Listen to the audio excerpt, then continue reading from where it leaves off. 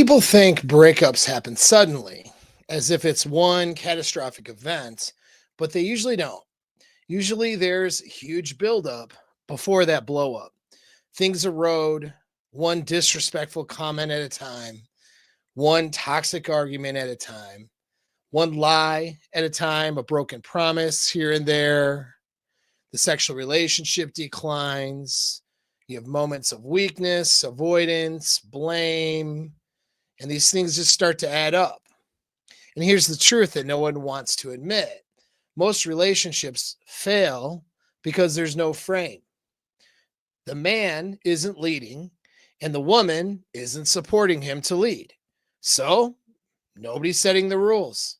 Nobody is establishing the standards or the goals or the vision for the relationship. So what happens? Two people walk into a relationship with all the little good feelings and all that stuff and all the hope, but there's no structure for moving forward. They have that initial chemistry, but there's no clarity as to what they're doing together or where they're going or what their values are. And there's no boundaries, even though there's a bunch of emotions, which can be a recipe for disaster. And there's that initial desire, but there's no clear sexual standards. So what happens when the newness wears off with the sexual standards in a relationship? And nobody knows. So then what happens? It blows up and everybody wonders why that happened. But, I've been coaching for a long time, thousands of people at this point. It's not a mystery to me as to why it blows up. I mean, you see the patterns. It's not really rocket science. It's pretty easy to figure out why it blows up after asking a few questions and recognizing that some key things were never put in place to begin with. So of course, it's destined to blow up. That's what's going to happen, right? If you don't have these things in place. So the bottom line is you have to have frame as a man. You have to lead your relationship. Otherwise, there is no relationship, right? So earlier this week, I had a very smart, intelligent client ask me the other day this question: what are some universal frameworks that every relationship needs in order for it to do well, in order for it to be successful? So what are some universal non-negotiable standards that you need to have as a man and that you need to enforce in your relationship in order for it to work out? And I thought this was a great question. I talk about frame all the time, and I talk about these items individually. If you've been following me for a while, for those of you guys who are in my coaching programs, for those of you guys who are in my community, you see the stuff pop up. So I always kind of assume, because it's stuff I talk about, that people sort of know it. But, sometimes I get a good question like that, and it enlightens me to the fact that just because I'm talking about it all the time, it doesn't mean you guys are listening to me all the time, right? Of course, which is totally fine. You got other things to do. And so it's nice to have a good comprehensive sort of list of some things. It was a very easy list for me to come up with. I mean, this is maybe a couple of days ago, I think. Maybe it might have been yesterday, actually. I don't remember. But it was like within the last 48 hours, I had this question and I was like, cool, here's the list and let's do a stream on it. Like, it was a very easy thing for me to breach. And I realized it was something I really needed to breach for you guys. You guys need the list, I think in the title I put 14. I'll change that later. It's 13. I rolled 2 ideas into one idea. So it's really about 13 non-negotiable frameworks, the things that you need to have as a standard in your relationship, or it's just not going to go well. It's not going to work. It's not going to be successful. Okay. So without these 13 things, I rolled 2 up into 1. So the title says 14, but you're going to get 13. Okay. This is what's going to make it last. This is what's going to make it do well. All right. And it amazes me how these things are missing most of the time. Like, they're all the time missing, all the time. And this is why they don't succeed. You know what I mean? This is why you don't succeed. So this will be a very valuable stream. Okay. And this isn't going to be a dumb list. Okay. A dumb internet list, like no girls' nights out or she cooks and cleans for you, or okay. Like, it's not that girls' night out isn't a thing to address, right? It's not that like does she do things for you like cooking and cleaning? Like that's a thing to talk about. But it's a dumb thing, right? It's a dumb list because it's not that these aren't interesting for the discussion, but they do little to establish your frame. Okay. How you feel about a girl's night out and what that means to her, what that means to you, it doesn't establish your frame. All right. It's something to talk about and deal with. But guess what? Very easy to deal with when you have frame established. When you don't have frame established, then you end up bantering and debating on whether or not a girl's night out is okay and what constitutes a girl's night out. And you know what? And it's it ends up being pretty useless. You end up being the insecure guy. This is what happens. You listen to some red pill thing about no girls' nights out. Again, no offense to those content creators because it's an interesting discussion. Okay, and they impart some lessons, so it's not bad to talk about, but you listen to that, and then your girlfriend's like, I'm going to go out with my girlfriends. And then you're like, girls' night out, you know, and then you're like, oh, we need to talk about that, blah. And then what it just ends up happening is you end up bargaining with your girl, and she goes out anyway, and you end up looking like an insecure idiot. Like that's what happens to most of you guys. Most of you guys aren't like, you go on this girl's night out, I'm breaking up with you. And those of you who do that, that usually makes you look like an idiot too. And the reason why is because you don't have frame established to begin with. There is no girls' night out debate with your girl when you have frame established. When you have these 13 items I'm going to share with you, there is no issue with a girl's night out because she's not going to do things to violate things like respect, sexual fidelity. You know, she's not going to go do dumb things with her girlfriends. If her girlfriends are doing dumb things on a girl night out, she's going to say, no, thank you. I'll stay home with my guy or I'll go do something else. If she goes out or meets up with girls, it's for dinner. It's going to somebody's house and hanging out. It's, you know what I mean? Watching Love Island with her girls or some dumb show or whatever that girls watch, right? Just watching train wrecks on TV. They love that shit. It's going to be pretty innocuous. It's not going out and get wasted and trolling for penis. You know what I mean? You don't have this struggle or this problem when you have frame. And these little nuances or ideas like, does she cook for you? Like that's not even an issue. You know what I mean? Like, of course she does. Or she does, or you're a better cook and you do a lot of the cooking, but then she cleans up and does other stuff. Like it's not an issue when you have frame. All right. So this isn't going to be a dumb list. This is a lot of that stuff is clickbait bullshit anyway. And it really doesn't do anything to you pragmatically to establish frame. It doesn't really do anything for you. Okay. So this is going to actually do something for you. It's going to give you a pragmatic standard to help you establish frame in your relationships. I'm surprised I haven't done this video earlier. Thanks again to my client who's asked the question. I was like, yeah, you know what? I don't have anything like that out there. When it's because to me, it's just obvious. But as I went through the list, though, I realized it's not obvious. To me, it's obvious, but to you, it's not. There's going to be things on this list where you're going to go, oh, shit, you know what? I see where I made that mistake before. Or I see where my relationship right now doesn't have that. That's something I need to work on. It needs to get fixed because that's why we're failing. So it's going to be like a lot of light bulb moments, I think, today for a lot of you guys. All right. I mean, yeah, sure. These standards I'm going to go over, there's a lot of them are simple and a lot of them are common sense, but people do violate them all the time. And the reason why we violate them, even though they seem like they should be common sense, you're going to realize it's not when we go through it because we're actually instinctually designed as human beings to blow up our relationships after a few years rather than stay in them. It's true. We know it's true because otherwise we would have more long-term relationships being successful. And we wouldn't have to do so much work to make a long-term relationship successful. Now, I'm all for long-term relationships. It's nothing, my opinion, that's your best avenue for success is to have a good, healthy, long-term relationship.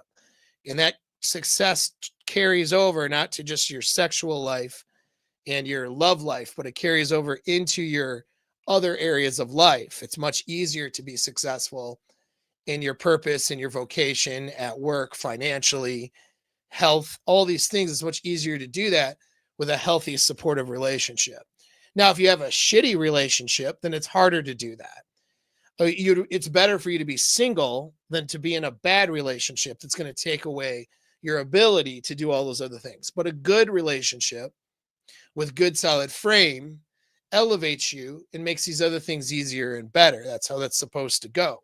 Okay. And so yeah, this is like, what happens is, though, we're just instinctually not prepared for this. All right. So maintaining these standards is going to require for you to redirect that mammalian brain drive into productive areas. Right. It's going to demand that you show strength as a man. It's going to demand your leadership as a man. It's going to demand your accountability and her accountability as well. It's going to demand that you stop negotiating with behavior that destroys connection. Okay. And so if you've ever been cheated on, if you've ever been disrespected, if you've ever been in a relationship that lost its passion and the sex dries up, whatever, if you ever felt like you were the one doing all the work and this person doesn't appreciate you, if you ever felt like you were being gaslit and lied to and manipulated, if you ever felt like you were just chasing somebody who didn't value you, well, you're about to understand why and where you lacked in frame in the first place for those things to have happened, right? So this is a good thing, right? And more importantly than just figuring out where you lacked frame, I'm going to show you how to fix it. And I'm going to do all that for you today. So this is going to be a valuable stream for you guys. So stick with me, all right? And once you understand these rules or standards, you won't look at relationships the same way again. You won't settle for the old stuff, the old BS, the old chaos, the old accepting disrespect and accepting bad behavior from women, right? And for those few women that are listening, you're not going to accept poor leadership, a lack of masculinity, and a bad behavior from the men you're with. That's like for the 5 women that listen to me, right? Because this one is one of those streams. It goes both ways. Okay, this does a little bit. So you're going to start leading with clarity, confidence, and standards. That's what you're going to do. This is going to help you. Okay. Now, the people who can't meet these standards, right, they'll eliminate themselves out of your life. All right. They're already doing that, hopefully now. Okay. But when you have these standards, if a woman can't meet them, she'll disqualify herself and it'll open you up for better relationships. It's a good thing. Okay. Now, if you go through that and it's painful because you have to break up with somebody because you realize their standards, this may be like a turning the corner moment for you. Some of you watching this, you're in a relationship and the girl you're with for however many couple of years is not meeting these standards, can't meet these standards, won't meet these standards, will not, just won't do it. You're going to watch the stream. You're going to know you need to break up with her. That's painful, right? Well, guess what I have for free in my community? It's a course that I could have charged some good money for, probably about an $800 course by market value. I'm giving it to you. It's how to process loss, how to process a breakup. Give it to you for free for being in the community. Why do I do that? I do that because I'm not trying to capitalize financially on your pain. I'm trying to get you to a better place so we can get you successful. I would rather work with you. I'll work with you, of course, if you want coaching or counseling through pain and through a breakup. I can actually absolutely help you sort that out. Even if maybe it's trouble and a breakup and you're trying to get her back, I can help you sort that out too. Okay. Those are things I can do, but I'm not trying to profit off of your misery. All right. What I want to do is get you guys in a place where you're doing well. Okay. And when you're doing well, then I'll be able to coach you to do even better, so to really reach, be one of the few guys that is doing really well and having a lot of value for yourself and a lot of value in your life. So that's what I would rather do, which is why I give that away. Plus, my experience in the military, I've experienced a lot of guys have taken their own lives and meant in it, or have succumbed to drug use, which involved their lives being taken. Much of that, I think, was intentional, and what was always behind that was a loss of a relationship or relationship problems. So, and one thing that is a challenge for people who struggle with trauma or PTSD is being able to process through those emotions. Being able, so PTSD or trauma, okay, whether it's something from childhood, whether it's going to combat, whether it's having an abusive relationship, dealing with a loss, like all these things that both men and women struggle with, right? These traumas make it harder for you to process loss and attachment. So somebody who's experienced a lot of trauma can have attachment problems. Do you know what I mean? Either avoidant, and I'm not trying to make attachment theory like the predominant thing, but they can do these avoidant types of behaviors and destroy the relationships that way, or they can be hyper attached. And then when they lose somebody, they it's like another trauma for them. They struggle with processing through that loss. You can't process through loss very well when you have like a PTSD sort of condition, right? And so for free, there's a course there that will teach you and help you train your brain to process through the loss. Man, I mean, I don't know what else to say about it. It's free. It's going to prevent more people would watch that and do that when they're dealing with their struggles with loss, whether it's a death in the family or whether it's a relationship loss. There would be a lot less people making a decision they can't take back, like harming themselves, drug use, taking their own lives, things like that, right? And so that's why I do it. It's a way to sort of give back, but you have to do it. You got to join the community. You have to go to the classroom. You have to open up the course. You got to watch the material, and then you have to execute the exercises in the material. It's very valuable for any of you guys who've experienced that. Even if you're not actively experiencing it now, it's valuable to go backwards to use some of those tools in order to help process things that maybe you didn't process. Okay, so I'd say that course is more valuable than most therapy sessions, particularly with incompetent therapists. I mean, there are really good therapists out there too, but most, it's going to be better for you for that. Okay, take a pause here to look at my chats. We got some chats here, and then we're going to get into some things. I don't know what's wrong with you in that question. So we're going to skip that.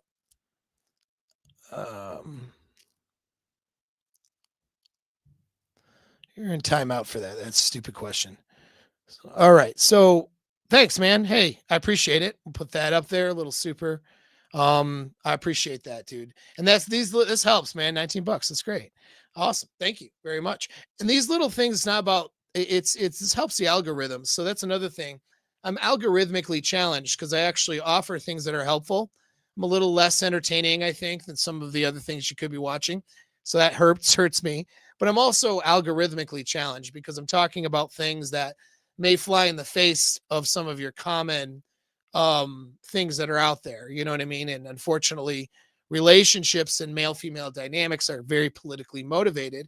And I'm not always politically correct because I can't tell you the truth and be politically correct at the same time. And then I get throttled by the algorithms for that. So you can help me combat that to get this information out to people who need it, people who will ruin their lives, hurt themselves, hurt other people if they don't get this kind of information. You can help get this out to more of them with your subscribe button, hitting that button, with the like button, with these supers, with the comments. All those things help. So I really appreciate that. Thank you very much. Yeah, identity modules over in Alpha Mindset course. Helpful. So, okay, cool.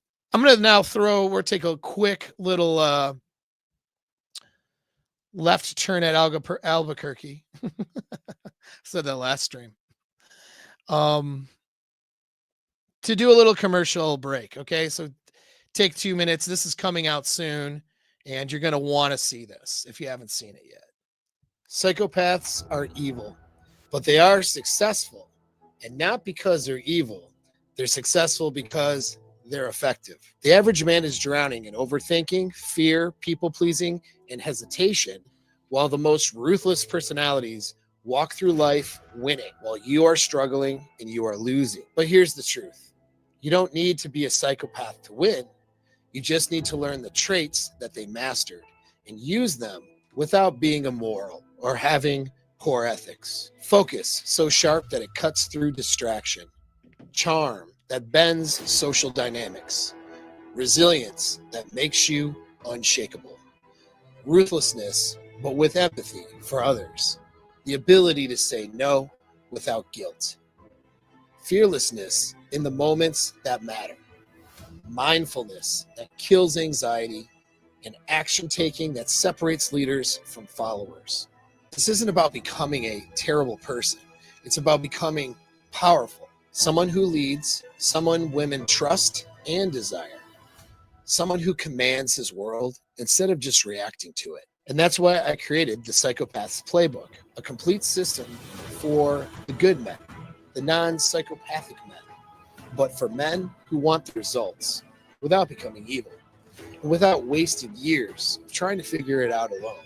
This is an inner game course that will allow you to tap into that thing that you have been missing, that thing that's inside of you that will allow you to make more money, seduce women, and succeed. If you're ready to unlock the traits that make the world's most effective men untouchable, click the link and get into the community. When this course drops, you will get your exclusive announcement, and you'll be on the list before it fills up. And together, we'll make you unshakable, undeniable, and unstoppable. This is where your old self ends and your rise begins. I'll see you there.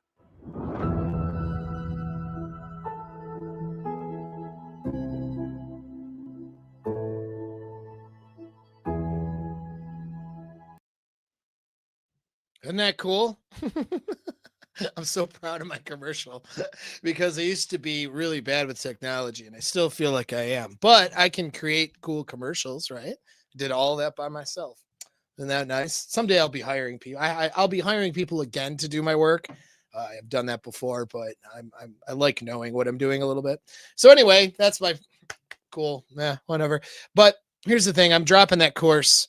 Okay, that's going to happen. Enrollment's going to happen before the month's over, and then we're going to open up, our webinars for it, and you'll have the course material. It's an inner game course, and it kind of the origins of it are, it occurred to me after some point ago, that a lot of the traits that you guys are after, the things that you guys struggle with from an inner game perspective, are things that psychopathic people have no problems with.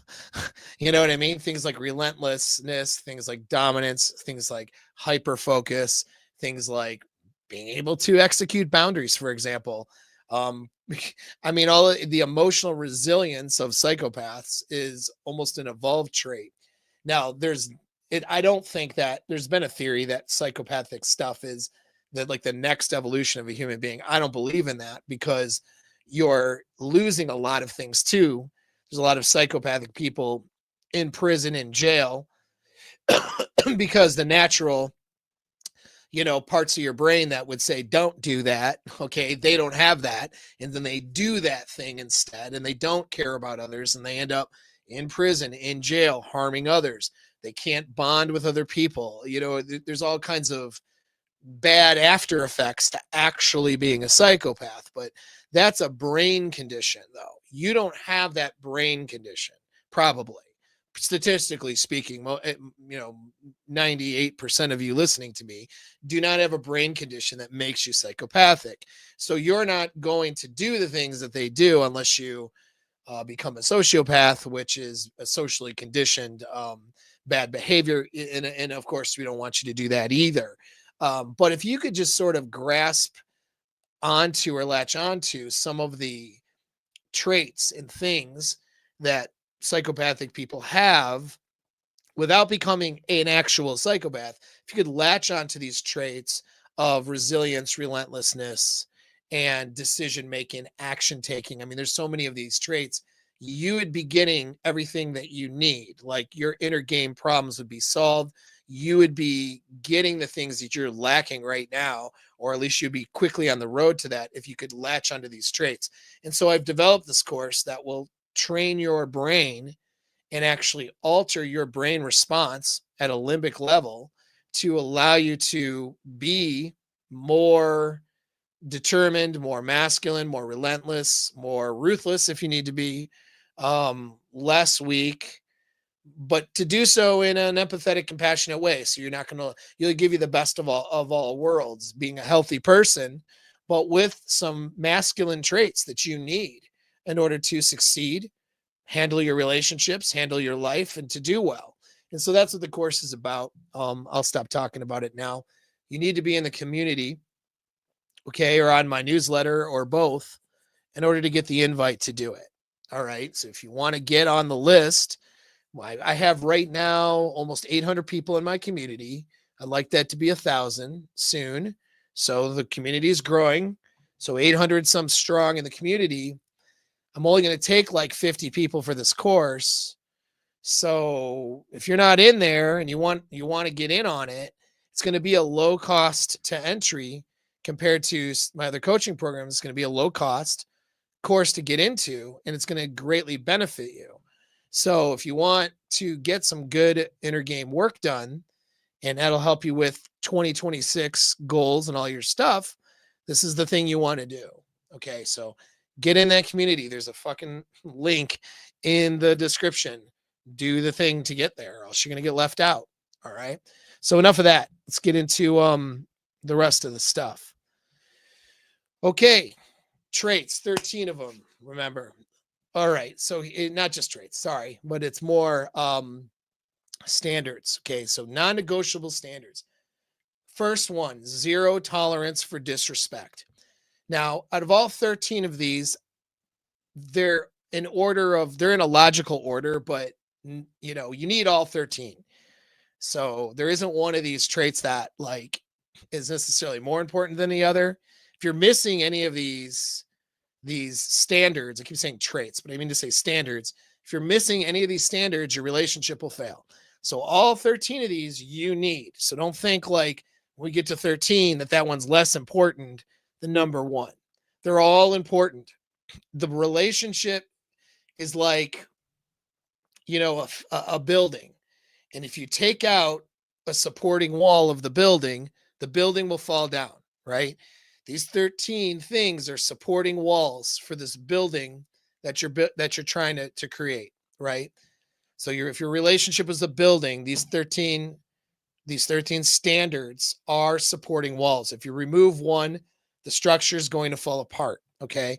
So I have a logical order, but stay till the end, as they always say, right? The reason you're going to stay till the end, though, is because number 13 is still, I mean, whether one is more important to you than another, it doesn't matter. If you have 12 of these standards, but are missing number 13, for example, guess what? Building falls apart. All right. So you got to have all of them. But I digress. 0 tolerance for disrespect. Now, what does that mean? What does that look like? Because you've probably heard that before, right? Well, here's the thing. Genuine desire is a requirement for a relationship to work. She has to have the desire for you. It has to be hypergamous desire, meaning she has to see you as the best, right? Now, you can't enforce desire. You can't put a gun to her head and say, you know, desire me, love me, like me, be attracted to me. You can't do that, right? But you can enforce the standards that can create the condition for desire to flourish, and also set boundaries so that desire doesn't erode away. And a lot of these things, these standards are that we're going to go through are designed to do exactly that. They're either creating conditions for desire for each other and love for each other can flourish, okay? Or they're creating boundaries so that desire is less likely to just erode away. Okay. So many of these standards are for that. Now, some of them have more to do with enforcing capability or sussing out whether she's capable or not. And some of them have to do with, having a compatibility with each other and maintaining that alignment with what your values are and where you're going. So some of these out of the 13 standards are related to that, but many of them are related to desire maintenance, which is the thing that erodes away in most long-term relationships. That's the part that we're not designed to keep going for 30, 50 years. You know what I mean? We're designed to love bomb each other, go through drama and problems, as well as meet milestones, which is dopaminergic and keeps things going. And then the smoke clears and you don't love each other anymore. And then you break up and you mate switch. Evolutionarily speaking, that's more of an advantage. When you only, and I know that's going to fly in the face of like conventional wisdom. It's going to fly in the face of Christian or religious ideology. Well, I'm not saying that Christian or religious ideology is wrong and you shouldn't find a long-term partner for 100 years. Excuse me. Obviously, I think you should do that if that's what you want to do. I think that's one of your best possible outcomes in life is to have that. But, you have to do things to get there. Your brain, the monkey brain, okay, the mammalian brain, the animal brain is not designed to do that for you on accident, okay? Because we lived a very risky lifestyle out in the wilderness for most of our history where we were dead, okay? Babies died early, all right? We had more infant mortality rate was really high. Then people tended to die from violence, from illness, from whatever by the time they were 30, or whatever, thereabouts. Some would live a little longer, like the capacity for us to live longer if we never caught a disease or didn't get clubbed to death was pretty high still back then, but most people didn't get to do that. Most people didn't get the opportunity to live to 80 or whatever because something would catch them and kill them before then, right? And so given that we evolved in that sort of environment where things are very violent, very risky, not medical, don't have the medical care. You could die from a common cold, you know what I mean? Could die from tetanus because you stepped on a stick. I mean, it wasn't an advantage for our brains to condition to be with one person, our soulmate, until we're 100 years old, because most people would never live that long or even come close to it. What was an advantage was to have these high drama relationships where you bang out kids with a bunch of different mommies, and mommies banging out kids with different daddies. And maybe you have the protection of a mate for a couple of years, but then he gets killed in battle or she cucks him or whatever happens. You see what I'm saying? So like we have a very violent, tumultuous upbringing that our brains are conditioned for. So if you let your brain do it for you, you're going to end up doing exactly that, which is what you see in a lot of low income areas, but not just both the inner cities as well as rural areas. These crazy, dumb relationships where everyone cheats on each other. There's domestic violence. There's all this stuff. There's babies from different dads. There's dads taking care of babies not theirs. There's all kinds of crap going on. Well, that's the monkey brain. Okay, that's what the monkey brain does. If you don't make good decisions for yourself and have good values, you end up being a trailer park Bob with 3 different mommies, and kids you don't see, like stupid stuff, right? And so if you don't want to be trailer park Bob, I like that. That's a good character. If you don't want to be trailer park Bob, right, and you want to be a successful, valuable guy with a good relationship with a woman who's not going to cuck you, you have to do things. You can't let your monkey brain run the show. Okay. And most people are idiots when it comes to these things. They let their monkey brains run the show. And then they have these insane egos about it. That's the thing that really pisses me off. It's like they're all over the place spewing up their bullshit and having mental gymnastics over, you know what I mean? And these massive egos of just justifying what the monkey brain is doing. Experts do this. Doctors do this. Therapists do this. They're just mouthing crap to justify monkey brain behaviors instead of thinking about what could we do to perform better? How could we arrange our lives so we could do better? Right?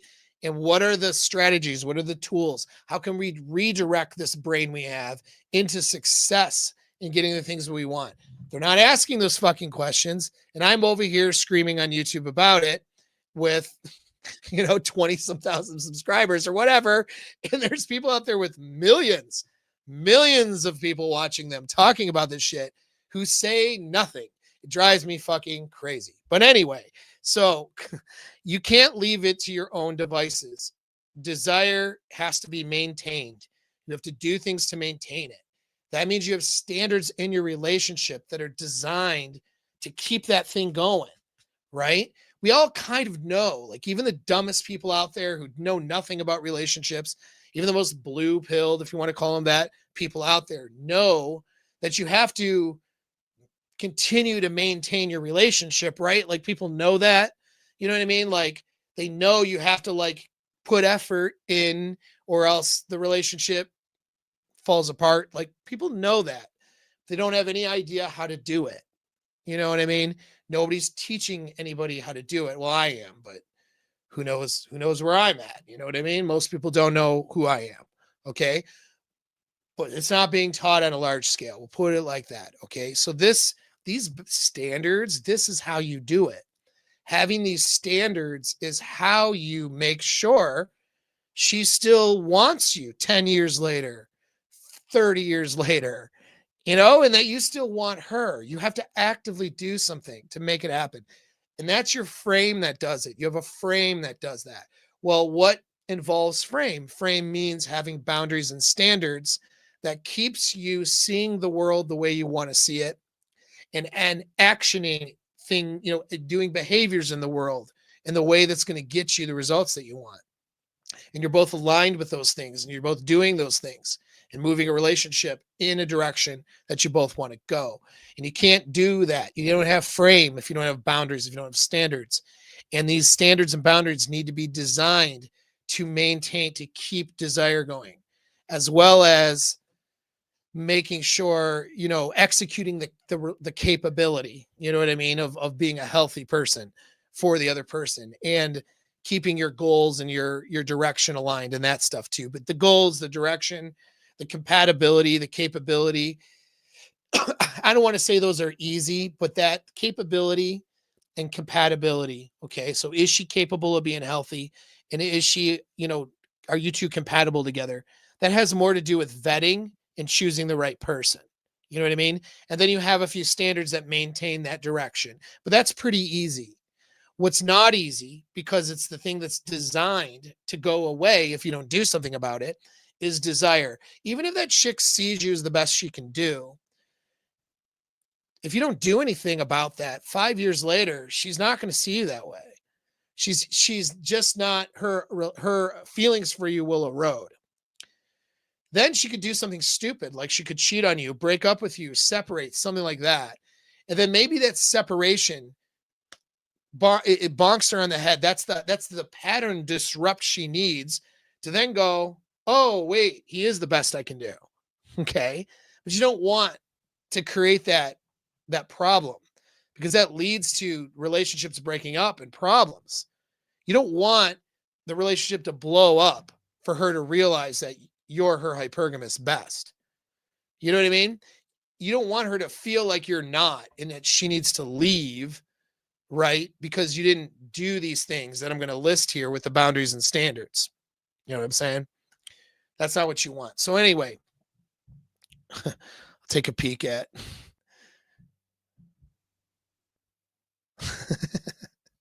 I know Trailer Park Bob was not a bad analogy.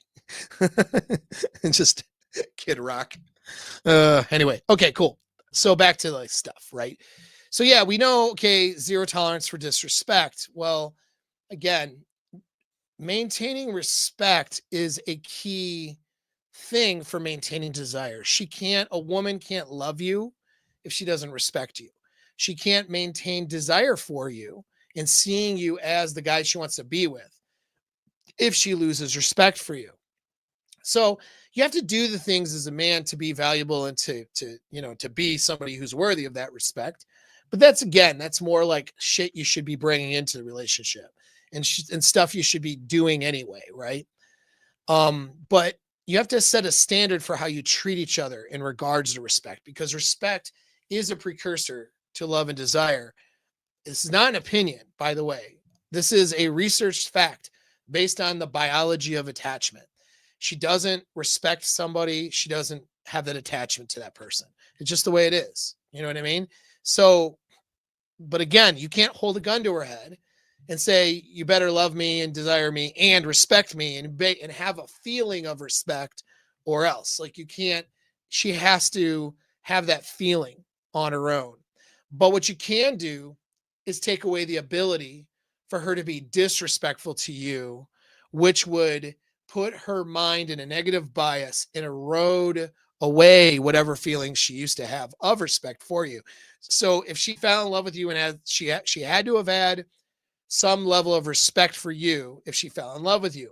But let's say she's the type of person who has been conditioned to be disrespectful as a means of behaving, as a means of controlling her relationships, as a means of getting people to do what she wants, you know what I mean, or whatever. And so then she executes that tendency, that toxic trait that she has, and acts disrespectful to you. What happens if you tolerate it is that you become less worthy of her respect. So her mind gets in a negative bias and she loses respect over time, the more time she's disrespectful to you, right? And then what ends up happening is the desire is gone. You see, there's no motivation to be in a relationship with you. And this would go the other way around. Although you don't actually require, as a man, because of hypergamy, you don't actually require respect in order to, have desire for the girl. Believe it or not, us guys are a little bit goofy in the sense that we could have like not a lot of respect for a girl and still like have desire for her. We still want to bang her. We could still want to take care of her. But that doesn't mean you should disrespect the girl you're with. Just because you don't need it because of vasopressin, you don't necessarily need that respect as a man in order to desire her. A lot of guys think then that it's okay to be disrespectful to the girl they're with because they still care about them, they still love them, they still this.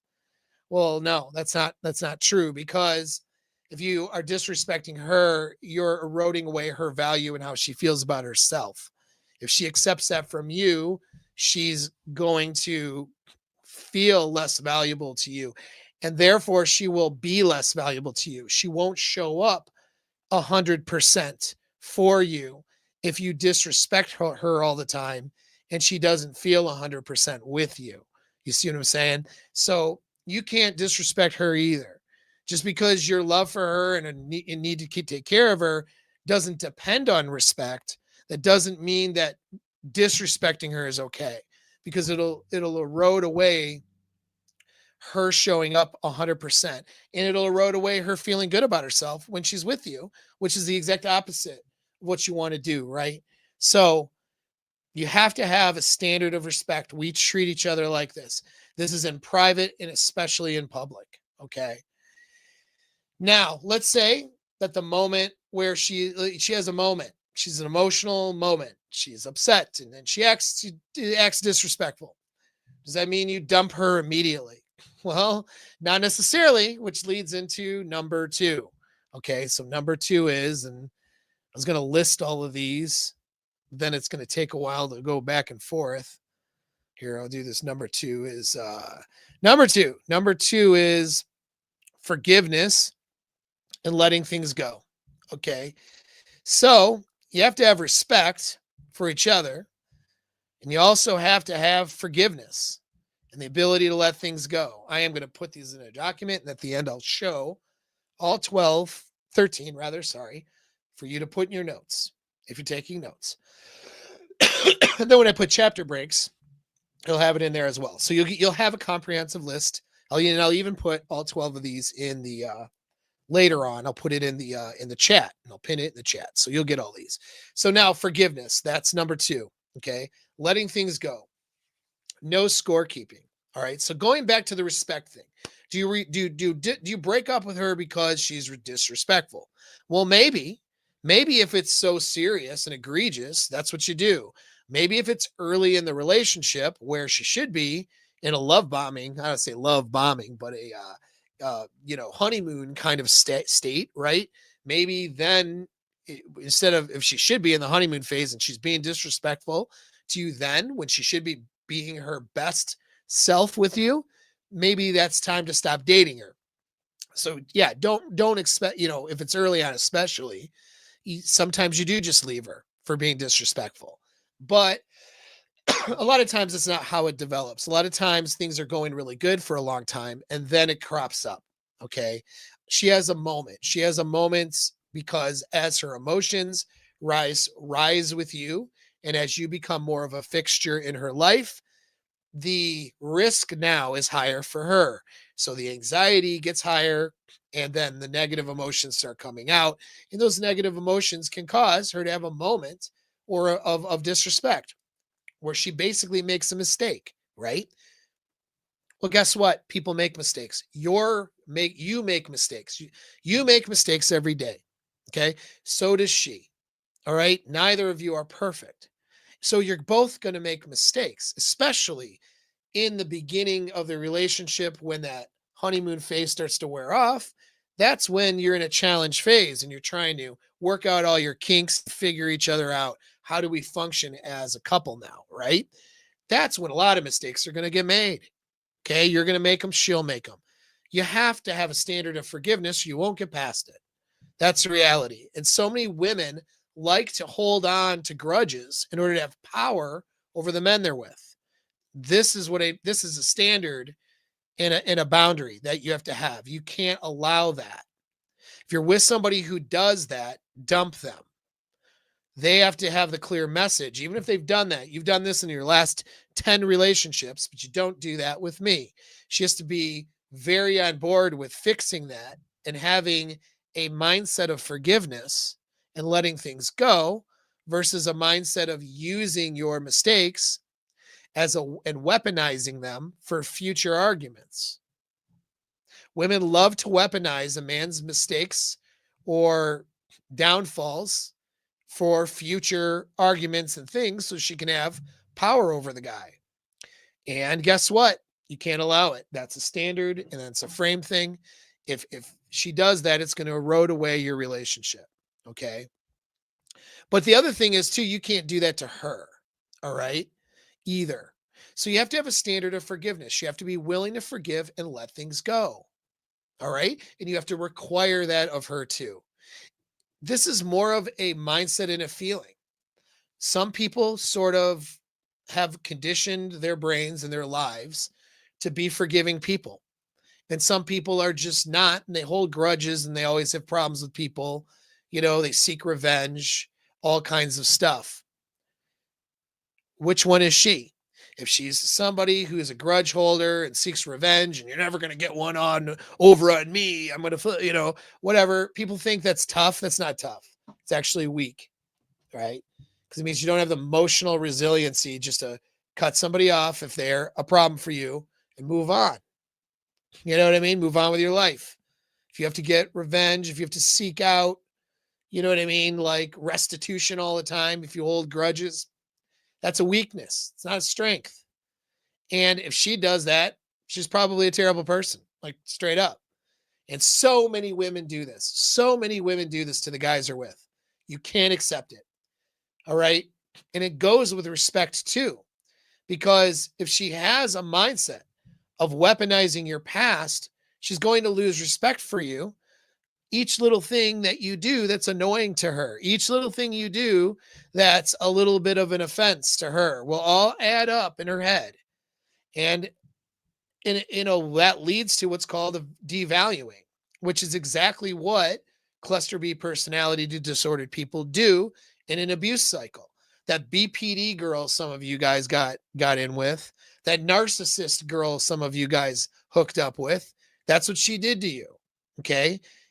In order to the abuse cycle of narcissists or borderline personality disordered people or antisocials as well is to devalue the person they're with. This happens because they hang on to past grudges and mistakes and they weaponize them. So you have to have a standard that you don't do this. And if she's doing this, you start to enforce that standard. Hey, that's not how we treat each other. That's not what we're going to do. I'm not going to entertain a conversation with you where you bring up something that happened a couple months ago that we should be over, that we're over with. We solved that problem. Why are you bring? That's not what we're talking about now. We're talking about this.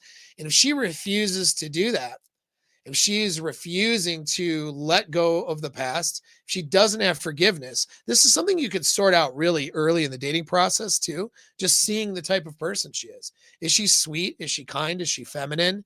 Is she somebody who, isn't quick to just dump a friend or discard somebody? Like, have you noticed her talking about or demonstrating forgiveness for other people? Or is she holding grudges? Is she bitching about everyone who's victimized her? Is she bitching about every ex-boyfriend she had and how she was the victim of all these guys?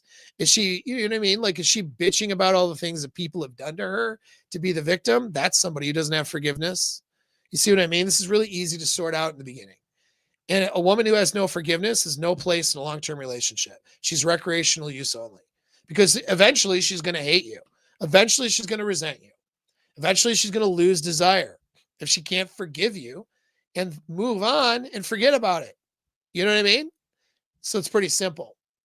So if you want to save yourself a lot of heartache, okay, that means you have to have somebody with a mindset of forgiveness, and you have to have that too. And you have to foster that in your relationship. So that's another thing. And it's going to lead us to another one. Now, forgiveness is related to respect, because if she doesn't forgive you, if she holds grudges, what's she going to lose? She's going to lose respect, which means she'll lose desire. She'll lose all those things. But here's the thing, though. You can't have a standard of forgiveness in your relationship without two other things, which are going to lead to the next items, okay? And those two other things are accountability and gratitude, okay? And there's even more too. These are all tied in, interestingly enough, and radical acceptance as well. I'll come back to forgiveness when I get to radical acceptance, okay? But we'll move on to number 3 now, which is accountability, humility, and apology. That's right, fucking apology. Okay, I don't know if it was I don't know when this came to be a thing, but there's this myth going around in the man's, help areas of life, the manosphere, all that bullshit, that somehow you can't apologize because that makes you weak. I don't know the fuck that came from, but it's stupid. All right. I don't know. I think it came from this. I think it came from, like, if you're a public figure and people are just like looking to slander you, you don't go out and make some apology statement. And that makes sense, because people are out trying to slander you. They're not interested in your apology. So if you do an apology, they're going to take that apology and use it against you. So for public figures, if they do something wrong, there's a trick to having accountability, but without necessarily apologizing or groveling or whatever, right? Because the public will just take that and run them out of the tribe with that. You know what I mean? You'll get ostracized due to that apology. So that makes sense when dealing with public situations as a public figure. But in your personal relationships and just in your life, you don't fucking apologize. Why? Are you such a pussy that you can't just be like, dude, I'm fucking sorry. I didn't mean to do that. Like that word out of your mouth of showing and demonstrating to another person that you are holding yourself accountable for something that was a mistake with that other person, that's too hard for you. Like, that's like, you're so weak, you can't do that. Your ego is so fragile that if you say, hey, dude, you know what? Sorry about that. That was kind of fucked up. So, well, let's reset. Let's try again. That's too hard for you. Like, that's a weak ass, dude. That's a weak ass bullshit. I'm going to say it right now. Okay. If you can't apologize, you're a weak ass man. Sorry. I know that I have friends who may disagree, but they're wrong. All right. So if you're wrong, you're wrong. Okay. You have to be able to apologize, but it's not just apologizing and stuff, right? It's having accountability. having a little bit of humility. You're a human being, okay? And you know this thing how women don't apologize and women don't have accountability? That's until they meet me, right? If my girlfriend, right, is in a relationship with me. Now she actually had some accountability going into it, but guess what? She's not in a relationship for me this long with no accountability. There's no woman who's been in a relationship with me who wasn't required to have accountability and humility and the ability to apologize when she fucks up. I don't know. Like just hasn't happened in a long time. I can't remember anyone who's been in any kind of serious relationship with me. They may have dumped all that accountability stuff when the relationship broke up, but while they were with me, that was a requirement. So I don't really understand this thing with women. They never apologize and this, and that, and the other because I don't tolerate it. I understand it. I understand why women do it. I understand that at a large scale, women don't have accountability. I do get that.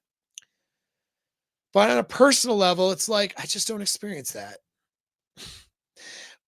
Why don't I experience that? Well, fuck, I don't tolerate it. That's why I don't get in relationships with people who don't have accountability. And I don't continue relationships with when people stop. If the girl I'm with stops having accountability, there's a point. I'm going to give her grace because I have forgiveness and we're going to try to work on it. But there's a point where that relationship will end because she's refusing to be accountable. And I've had many of my relationships end because of that. She just stops being accountable. She diverts to her old behavior. So guess what? That was fun while it lasted then. I will move to another relationship. And hopefully the next person will be more capable of doing that long term. Now, of course, today I'm better at vetting people out for that than I had been in my past, but accountability is absolute requirement. And so you can't let girls will oftentimes, because, all right, so this is female nature, okay? Females want to be the good chimpanzee, whereas us men, we want to be the useful chimpanzee. So us being, this is evolutionary psychology now, us being resource providers and protectors, we are more likely to be accountable because we are results driven. And we're less likely to be pleasant to other people, sympathetic to others, and all those sorts of things. In other words, as men, we can be assholes, right? We're more likely to be assholes instinctually, but we need to feel that value. We need to feel the value of being a provider, of being a protector. Okay, so that's our instincts. We're less focused on getting everybody to like us, more focused on results. Okay. Women, it's the opposite. Women were not the resource providers historically in our history and evolution. So they were working with others in the tribe cooperatively for the efficiency of the resources that were brought back and for the protection and raising of children. So women are better at cooperating with each other. They're less likely to be assholes socially than us men, but also less likely to be performance driven. Okay. Now, again, I'm not saying that there aren't women out there that aren't performance driven or whatever, but this is just a general evolutionary concept. So with that means the girl brain is going to feel more of a sense of fear or anxiety for admitting fault. Having accountability, apologizing is harder for a girl because she wants to be liked, not necessarily wanting to, admit to mistakes so she can get better results. Admitting mistakes in the wrong environment can lead to not being liked. You see? So she's less likely to want to admit mistake, apologize, take accountability for it, because that could lead to her not being liked and not being seen as socially valuable. So women have a tendency to want to hide mistakes. They get a sense of anxiety more so than a guy, I think, unless they've conditioned their brain differently or being socially conditioned differently. Women tend to get more of a sense of anxiety when it comes to things like apologies and being accountable. So you have to create the environment in your relationship that allows her to be accountable without penalty, without being penalized for it. This is why forgiveness is so important, and these two things are really integral. Because if you don't have, if you hold on to grudges yourself, if you're going to weaponize mistakes she makes instead of giving her a chance to improve on them, then why would she want to be accountable? Why would she apologize? Why would she want to admit fault and try to work on anything if you're just going to weaponize it? You see what I mean? And vice versa is true. You can't be the guy who's out apologizing and, saying, you know what, you're right. Let me fix it. Hey, I'm going to do better. Let me, and you're working on yourself. And then she's just taking anything you do that isn't perfect and weaponizing it against you. See, these things won't work. This creates a bad power dynamic. And I'll get into that too in this video. So, like, you have to have accountability or this forgiveness thing isn't going to be good. You know what I mean? You as a man have to create an environment where she can be accountable, which means you don't hold grudges, okay? And you don't punish her for a mistake that she's admitting to being accountable for and trying to fix. All right? Vice versa though, you have to instill a standard where she's not doing that to you. All right? So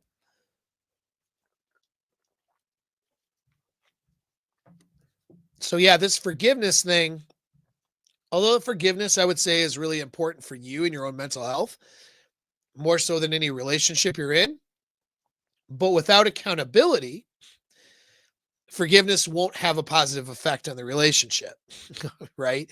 So being someone who's extra forgiving to her when she lacks accountability and doesn't fix anything isn't going to advance the relationship at all. You know what I mean? So you have to have both. All right. So you got to take responsibility for your parts in that relationship. She has to take responsibility for hers. You have to create a standard for that. All right. You have to illustrate a standard. You have to require that she admits fault, apologizes. She talks about what she's going to do better. That has to be a requirement in your discussions, in your Luca discussions when something bad happens or a problem. You might have to have a frame discussion where you doing statements of fact, I call it, where you're saying, hey, this is how we treat each other. Listen, we have to be accountable to each other.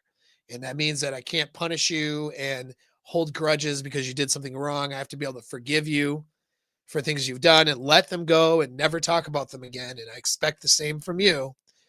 But that only works if we're being accountable too, meaning admitting fault.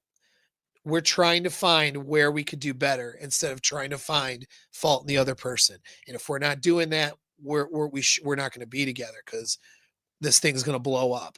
You have to have that conversation. You know what I mean? As a minimal requirement. All right. You have to be able to admit when you're wrong, and she has to be able to admit when she's wrong. Okay. You have to have the ability to apologize in your relationship, and she has to have the ability to apologize in the relationship without a worry about being shamed, guilted, or humiliated for that apology or being seen as less than because of that apology. Okay. You have to instill that frame. Okay. You can correct behavior. You can admit fault. You can state the reasons, conditions and reasons why that happened and what you're going to do to correct it, but you're not going to be defensive. Okay. Defensiveness comes up when there's no accountability. All right. Um, so you put the truth above and the goals of the relationship above your ego and above, she has to do the same. So you lead by example as a man. You show extreme levels of accountability, extreme levels. You're always looking for the thing you can do better, and you're always illustrating that to the person you're with. But here's the thing, okay? That standard is a requirement for her, and you accept nothing less. If she is not doing the same thing, you're not advancing the relationship.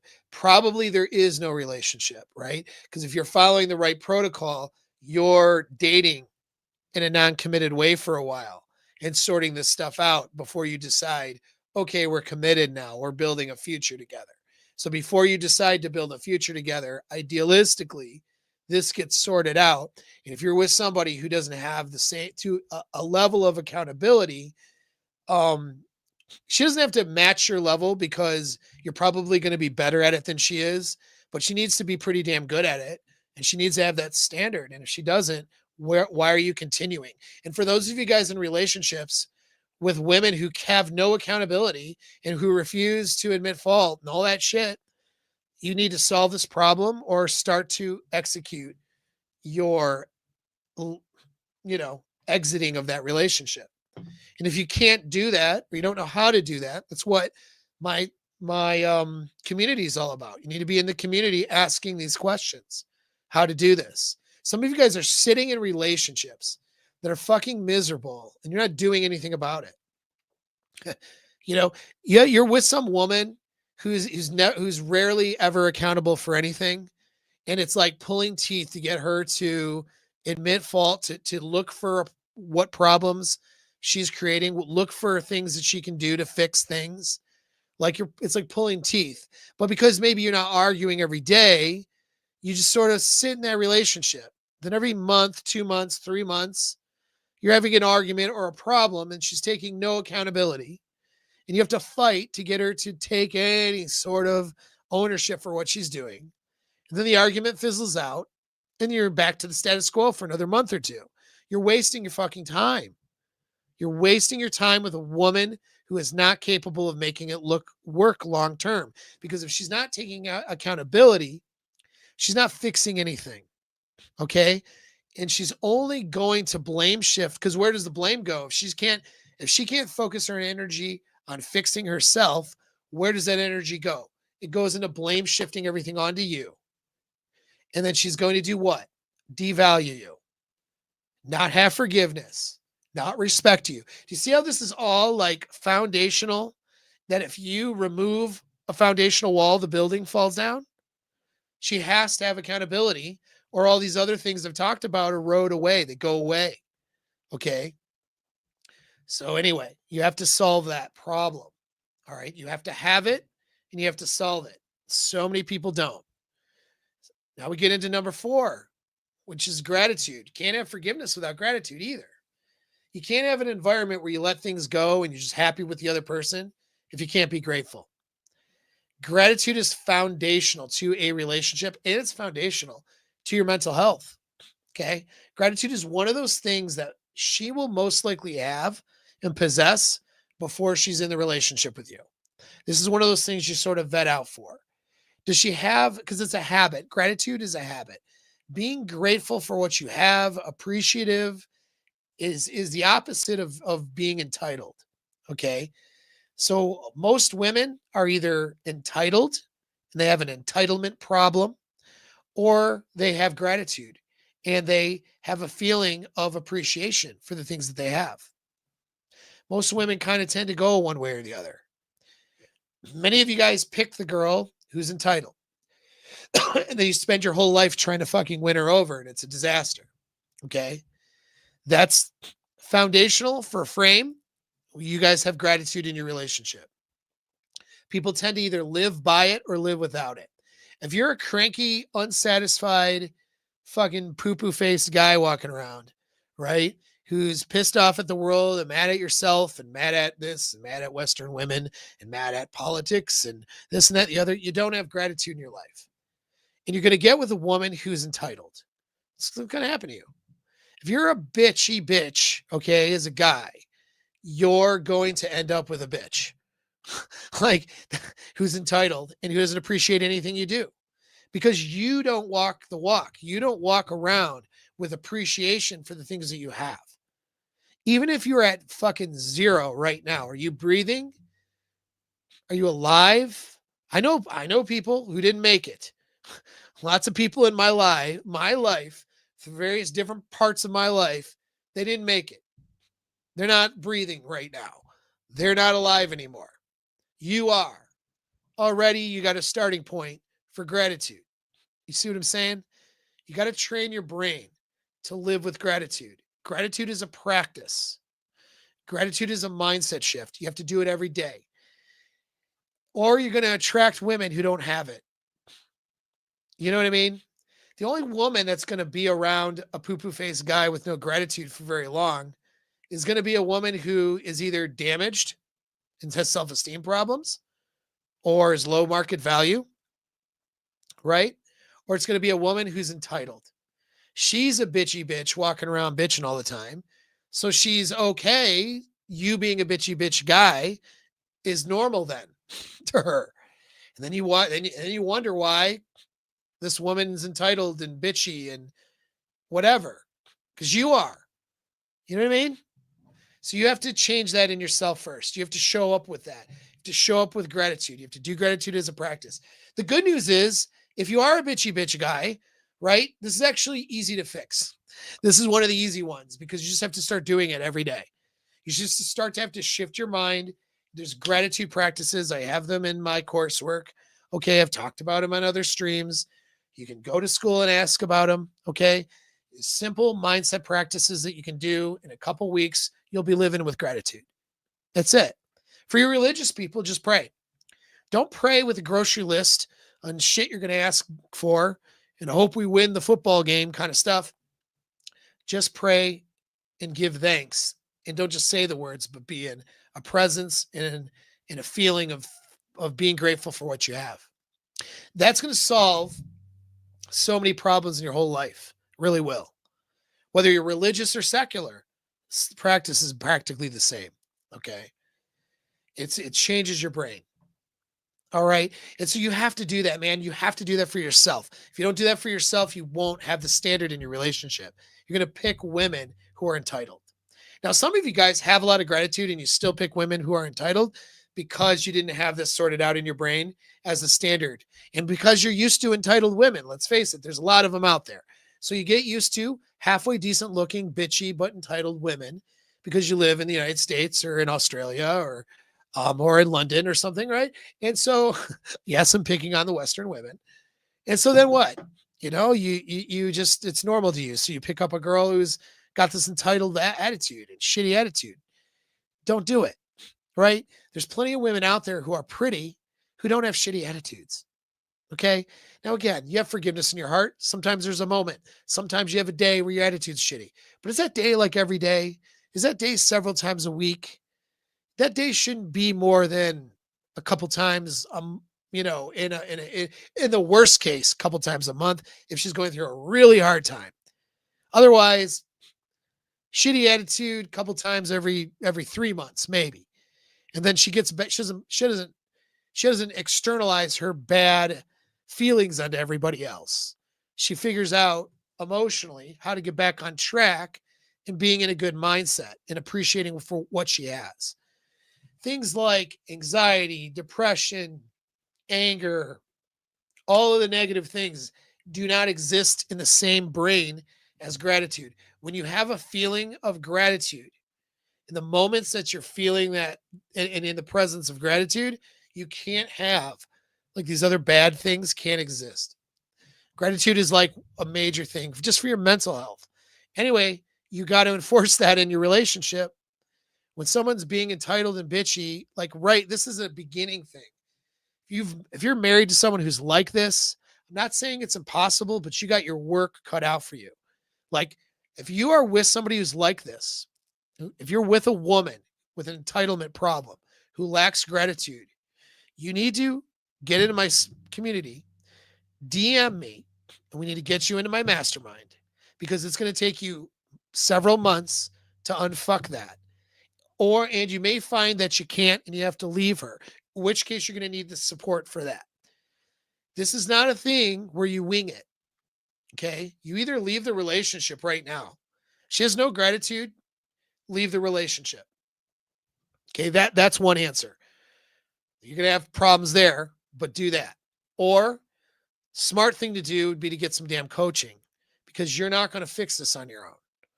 This is something that some women do fix and some don't.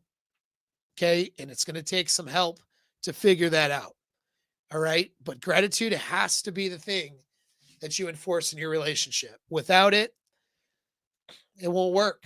because gratitude is relationship fuel. It softens the conflict, it increases attraction, it decreases devaluing, it decreases holding grudges, it decreases having unpleasant, bitchy attitudes. Let's talk about sex, which is coming up here in a few bullet points.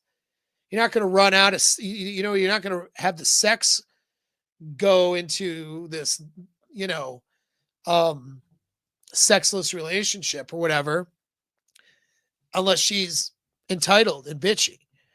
You know what I mean? Women with gratitude have sex with you more. That's the reality of it. So the equation is simple. Relationship will fail. Okay, will fail when men and women stop appreciating each other and having gratitude in their lives. The relationship will thrive when those small acts and those things are acknowledged and appreciated. Okay, if you don't appreciate each other, you won't maintain desire, you won't maintain attraction, and you won't last. You'll have a miserable relationship. And if you get with an entitled woman, that is exactly what will happen. You will end up in misery. Okay, so that is a non-negotiable framework. You have to have gratitude, and she has to have that too. Now, this leads into number 5, okay? And number 5 is radical honesty, okay? I'm writing this down so I can show a screenshot of all of them listed at the end. So number 5 is radical honesty, okay? So radical honesty, number 5. Go back. Okay. So you can't have a relationship that is based on lies. It's based on delusion. That's based on deception. Okay. You can be persuasive with game skills. I train you how to be persuasive. Okay. But you can't be manipulative, and you can't be with a manipulator, and you can't be with a person who is deceptive and who will lie to you. And you can't be that person to her either. Okay. That you have to have radical honesty in your relationship. And that needs to be a thing. She needs to be able to tell the truth no matter what, which means that you want to ask her some question that you're worried you're not going to like the answer. Well, you better be careful what you ask her then. Okay. You can't create an environment where you punish her, which will get into the next one, where you punish her for telling the truth either. You asked a bunch of questions about an ex-boyfriend, and then you didn't like the answers because she was actually enjoyed the guy when she was with him. And now you're mad. Well, guess what? That's your fucking fault. All right. Do you want her to tell you the truth, or do you want her to lie to you? You got to make that decision. Make the decision early. Are you man enough to handle the truth? First of all, if you're not man enough to handle it, cool. You're not man enough to have a strong, healthy, long-term relationship either. And that's fine. You'll just have one of those shitty ones. That'll be you. Okay. But if you're man enough to handle it, you better have radical honesty as a principle, as a standard, as a framework in your relationship. She tells you the truth no matter what. And then you got to do the same with her. Okay. Now there's persuasive ways of presenting things, right? For example, if she comes out and her outfit doesn't look like your outfit looks like shit, right? Are you gonna be like, your outfit looks like shit? You look ugly with that. Like, don't say it like that. You may say it in a way that's persuasive. Babe, I want you to wear this outfit instead. Why, you don't like this outfit? You know what? It's not my favorite outfit. There's ways. I would never lie to my girlfriend about what she's wearing. Now she's hot. She can kind of wear like a fucking burlap sack and it's fine. But really, if we're going someplace and she asks me, well, we have a very dominant submissive relationship. So she's always like, what should I wear? Should I wear this? Does this look good? She likes the security of me being able to tell her that. I'm not about to tell her that she looks good in something that she doesn't look good in. And you shouldn't do that either. This is a small thing.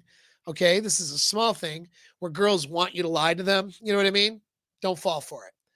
I feel like a lot of times a lot of women, they like to do these little things where they actually want you to lie to them. They like to ask, do I look fat in this? They like to do that to see if you'll lie to them. And then when you lie to them, then it justifies in their own head all the lies that they tell you. Think about that. It's kind of fucking crazy when you think about it, because I just kind of had that thought. But yeah, I think a lot of times, because the way that women can be, they're asking you questions that they know that you're going to lie to keep the peace. And then they are fine. And he goes away. And you think you're fine. But really what just happened was you lied to her and she knows you lied, which then makes her feel like a good chimpanzee to be able to lie to you later when she feels like you shouldn't know the truth because that would hurt your feelings. See what I mean? So if you like being lied to, don't lie to her. There's ways of telling the truth where you can be persuasive, spare her feelings, have empathy, but you're still being honest. And that's a skill set. Okay. That's a persuasion skill thing. That's a game skill thing.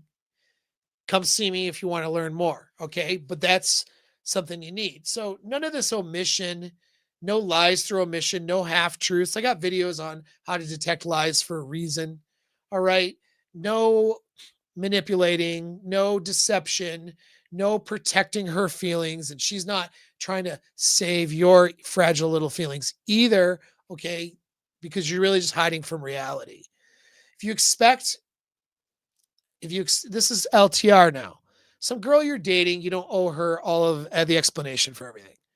Some girl you're not planning a life with, do you owe her the answer to everything? You probably don't. And she doesn't owe it to you either. Okay. That's a different level of boundaries and standards. You deserve privacy and she deserves privacy too. And that means that not everybody gets to know everything about you, right? So you're going to omit things, stuff like that. But you're not going to omit things that are pertinent to her decision to sleeping with you or pertinent to her decision to pursuing something with you. So that's the difference. But then the other thing is, if you're getting into a long-term relationship where there's a commitment and you expect it to last long-term, you can't omit those things anymore. You have to be able to tell each other the truth. You might not tell each other everything all the time. And maybe there is an agreement that you just don't talk about certain things, which is fine. But then that's still being done then with integrity. You're not hiding things. She's not hiding them from you. Women use deception as a tool to have power in their relationships, and it's very negative and destructive. I mean, guys, you do it too. I'd say they both do it, but you know what I mean? And so women are very good at deception. They're better than you at it. All right. Because you'll just lie through commission and get your ass caught. She'll not get caught because she's going to word things in such a way, omit things in a certain way, and then use emotional influence to get you to not ask any more questions. And the next thing you know, she's not telling the truth. She's being deceptive. Women use deception. They're wired to do it. They're good at it. Okay. That's just it. Hey, this isn't a criticism. It is just what it is. But you have to take that away from yourself as well as from them. So you got to be telling the truth, which leads to number 6, which is radical acceptance of the truth of what you're, you know what I mean? You have to create emotional safety. But what does that mean? That means being able to and I'm writing it down, radical acceptance. Because remember, I'm going to show that thing later at the end. You have to be able to have like the environment. I say, what's emotional safety?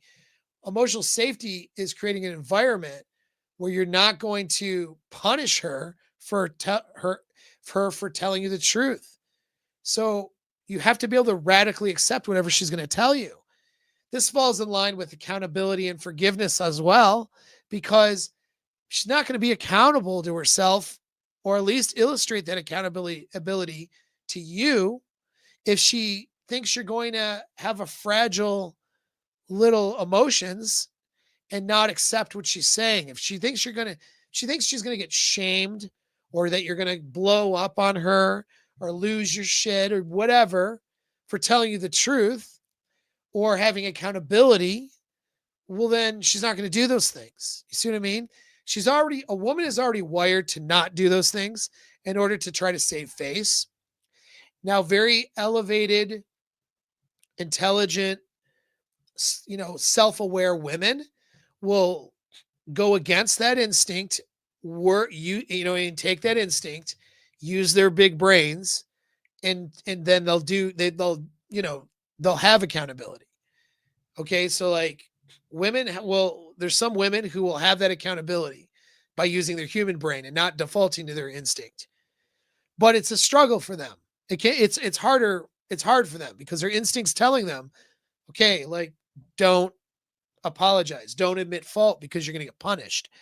Especially if she grew up with parents that tended to hold, punish her and penalize her for telling the truth, which happened.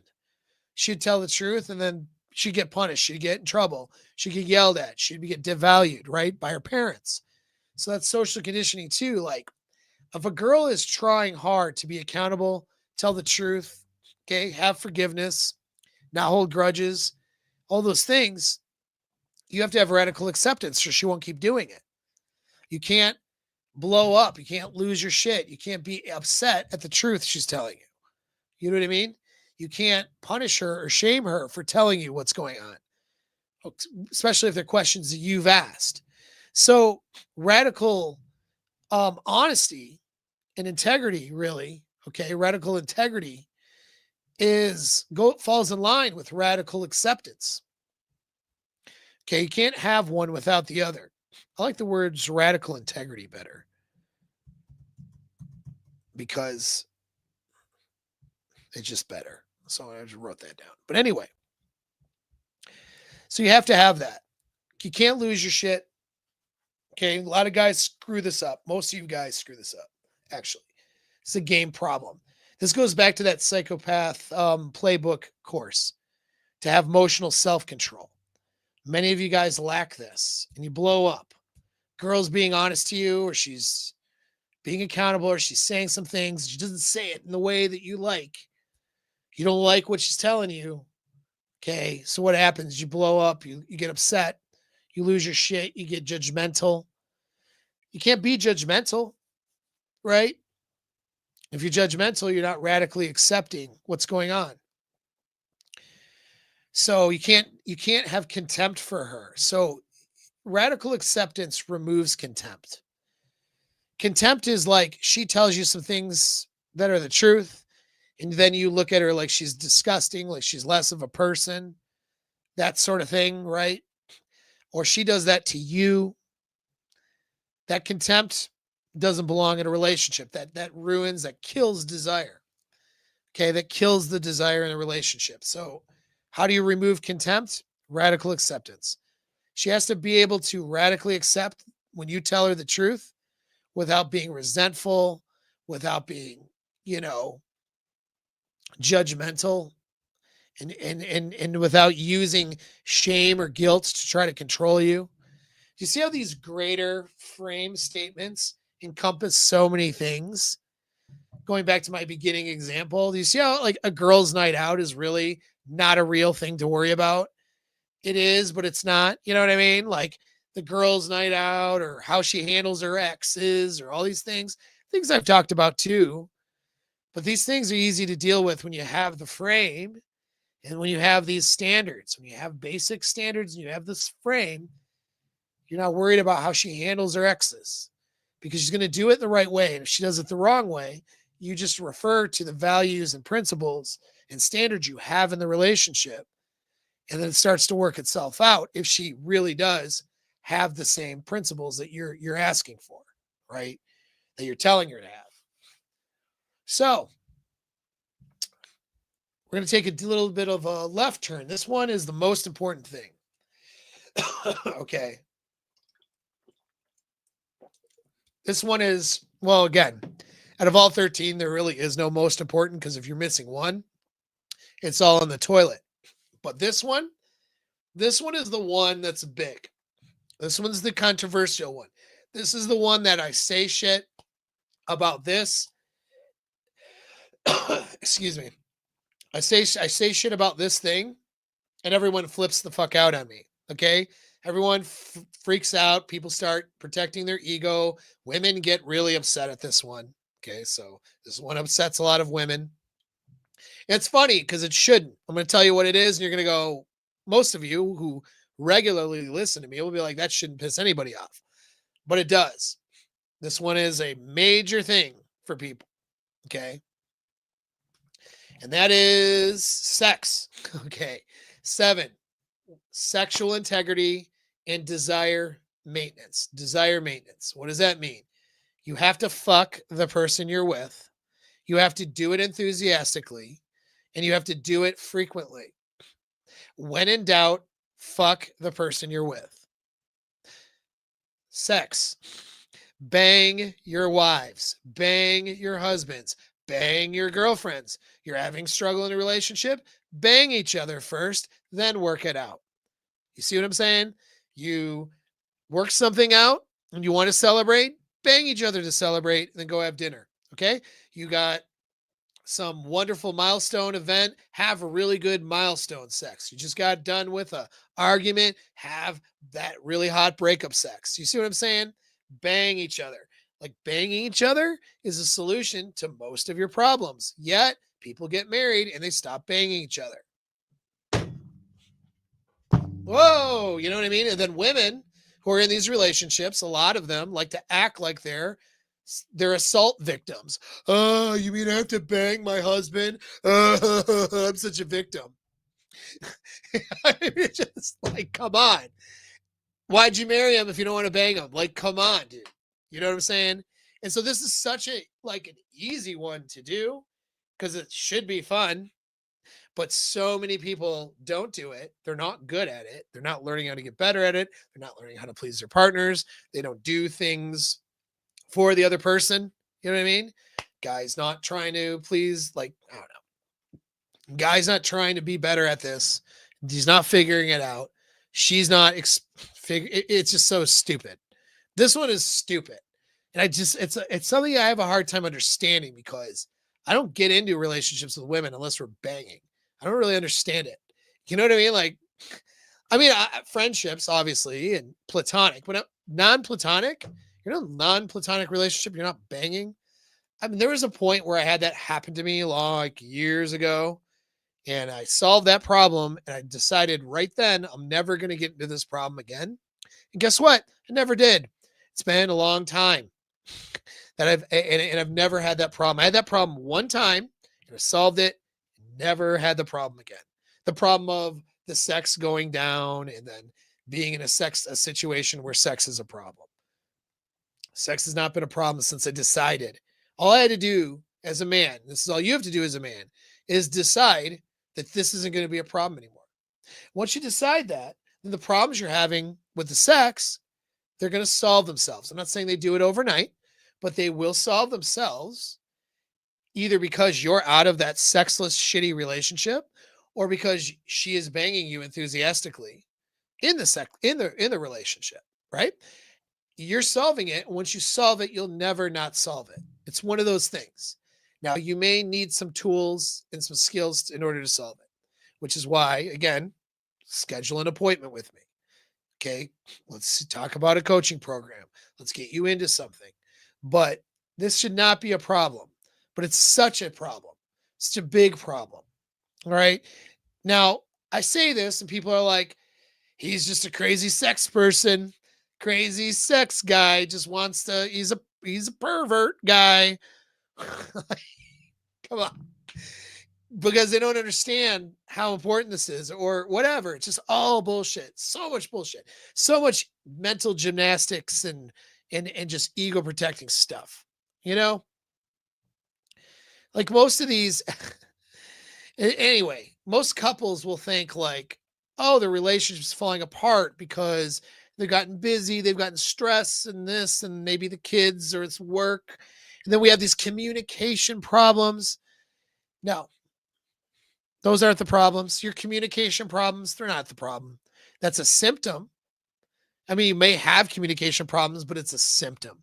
It's a symptom of something else.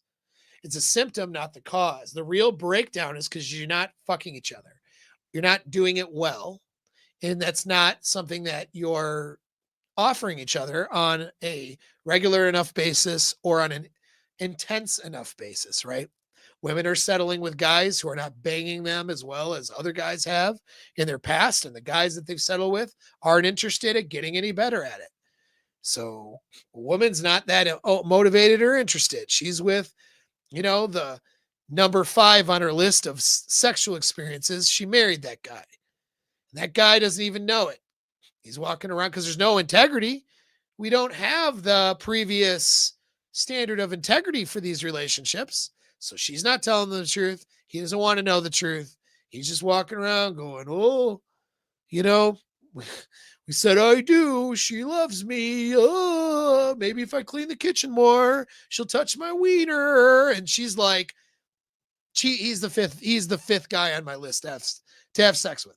There's 5 other guys I would have sex with before my husband. That's what she's thinking. So why the fuck would she bang you? She doesn't want to. Okay? She doesn't want to because she's not the guy that she wants to bang. And you don't even know it. You won't accept it because your ego's too fragile. Instead of accepting it, take your fucking medicine and then figure out, how am I going to get better at this? Or maybe I dump her and find somebody who sees me differently. Like, maybe it's a combination of both. But instead of attacking the problem, you just want to be lied to. You see how these 13 standards are a lot more difficult? They sound obvious, but when you dig into them, you realize, wow, people really aren't doing these things because they're a lot harder than they sound on paper. Like, to be truthful and have honesty, that means if you're not her sexual best, she would have to tell you. That means if you're not the sex is not at the level that it needs to be, she has to express that to you. You have to find that out. You have to want to see where that is. If she's not having sex with you at the level that you want, you have to have a conversation about that. These are conversations people don't like having. And then their relationship blows up and they wonder why. I don't wonder why. I know exactly why. And a lot of times it blows up because you're not fucking enough. That's the simple thing. So you're not fucking enough and it's not good enough when you do it. Like, it's both. It's quality as well as quantity. And women tend to think like, well, if we just do it once a month, but it is really high quality by my shitty standards of a woman who doesn't know her own body and who has to orgasm from vibrators. Like, yeah, you know what I mean? That's not going to cut it. Okay. And then guys think, well, if I can just nut in her every day for 2 minutes, then that should be good, right? No, it's not good. It has to be both. It has to be quality as well as frequency. And that, if you started off with high desire to begin with, this isn't a problem in the beginning. But what happens is over time, it becomes a problem. That's the biggest thing. So the thing is, if you don't start off with a high sexual attraction and energy, this relationship's not going to work. Okay. And let me break down why from a scientific level. Alrighty. It's not just because I'm a strange pervert on the internet who wants people to have sex more, because that's so terrible. It's because it's science. It's because you have a bonding mechanism in your neurochemistry. Love, the whole love thing, which is a container word, nobody knows what it means. From a scientific perspective, love is the bonding, which is a series of neurochemicals that respond in your brain to this other person that makes you feel the love feelings, makes you feel horny for them as well as in love with them. Okay, both of those, they're all attached together. They're all linked. All right. So pair bonding is the word they use in the literature. Not your weird definition of pair bonding. Pair bonding is the word they use to say that you are having a neurochemical feelings of being bonded with that person. Okay. Women especially bond through oxytocin. You guys, you have vasopressin. So you'll bond with a woman who doesn't like you and doesn't want to touch your wiener, and you'll feel a sense of duty towards her. This is why guys stay in sexless marriages. They stay because they love her. They want to, it's all the things to try to protect her. That's how a guy bonds, with vasopressin as well as oxytocin and beta endorphin plays a role over time. Okay. But that's what happens. For a girl, though, girl doesn't have vasopressin for you. All she has is the comfort feeling, the beta endorphin over time, as well as the oxytocin. But oxytocin is fleeting. Oxytocin goes away if you don't do things to stimulate it. All right. And so you have to do things to stimulate oxytocin in her brain, or she will not maintain those feelings of love for you. Oxytocin is that hormone that makes her trust you, makes her feel the love feelings, makes her want to be close, makes her feel attached and safe with you. All right.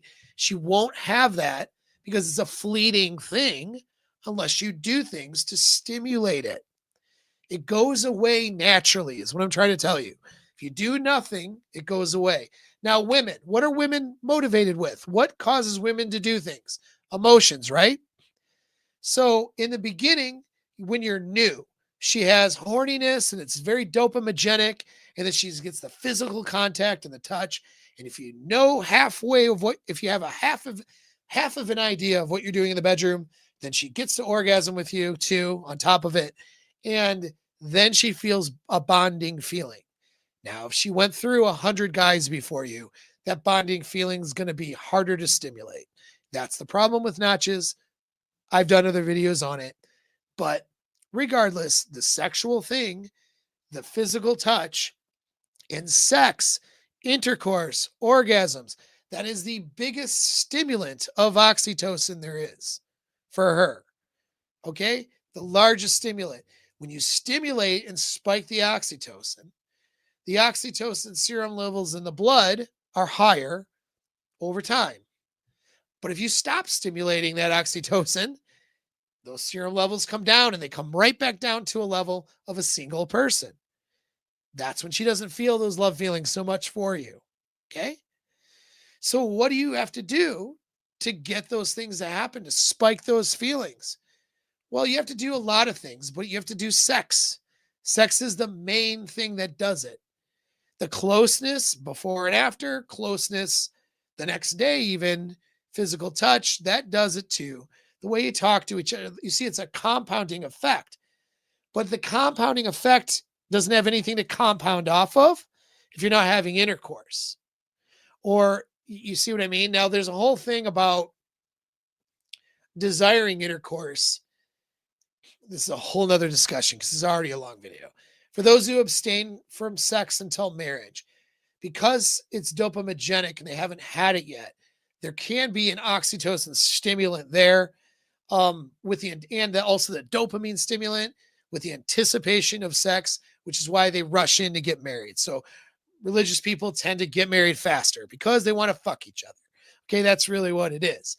And that's okay. It's not a criticism. I'm just making an observation. All right. So they're holding off and abstaining till sex, till marriage.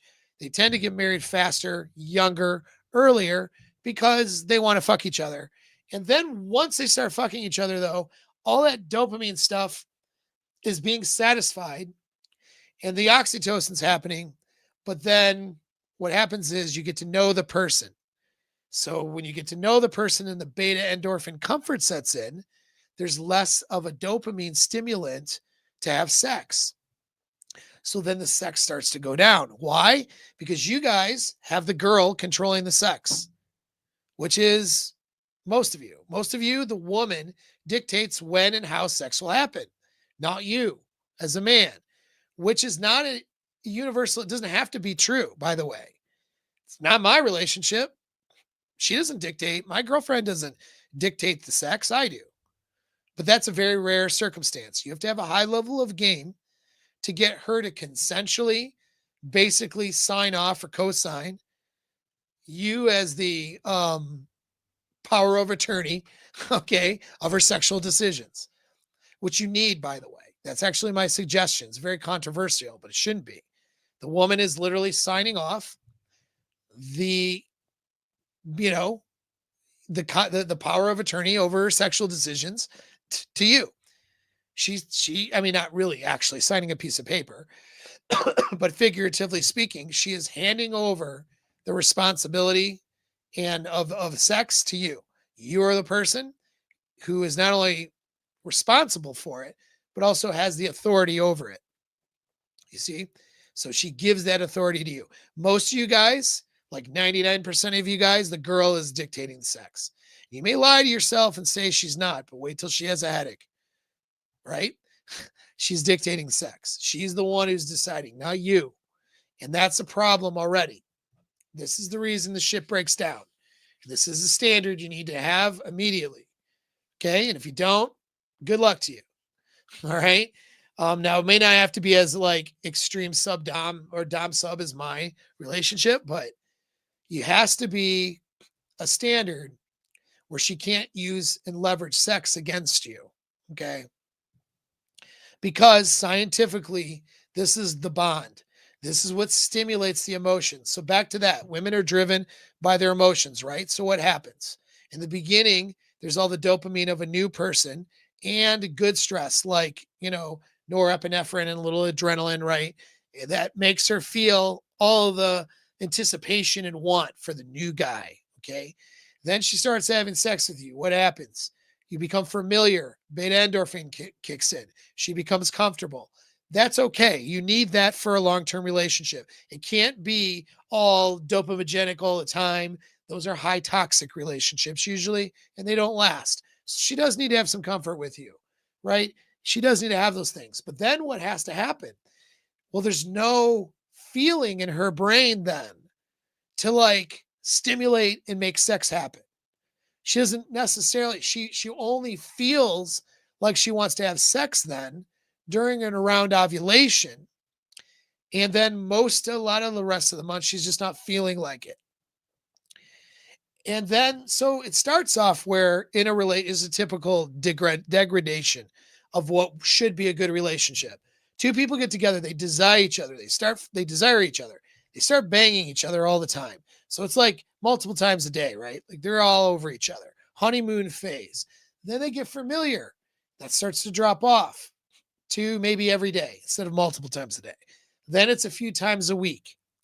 But then as it drops off, there's less stimulation to keep it going. So a few times a week, throw in some stress. They don't have they're too comfortable. So they don't have those dopamine feelings to bang each other because they're just comfortable with each other. So they let stress take over. They let this thing, that thing. Now they're not having sex as much.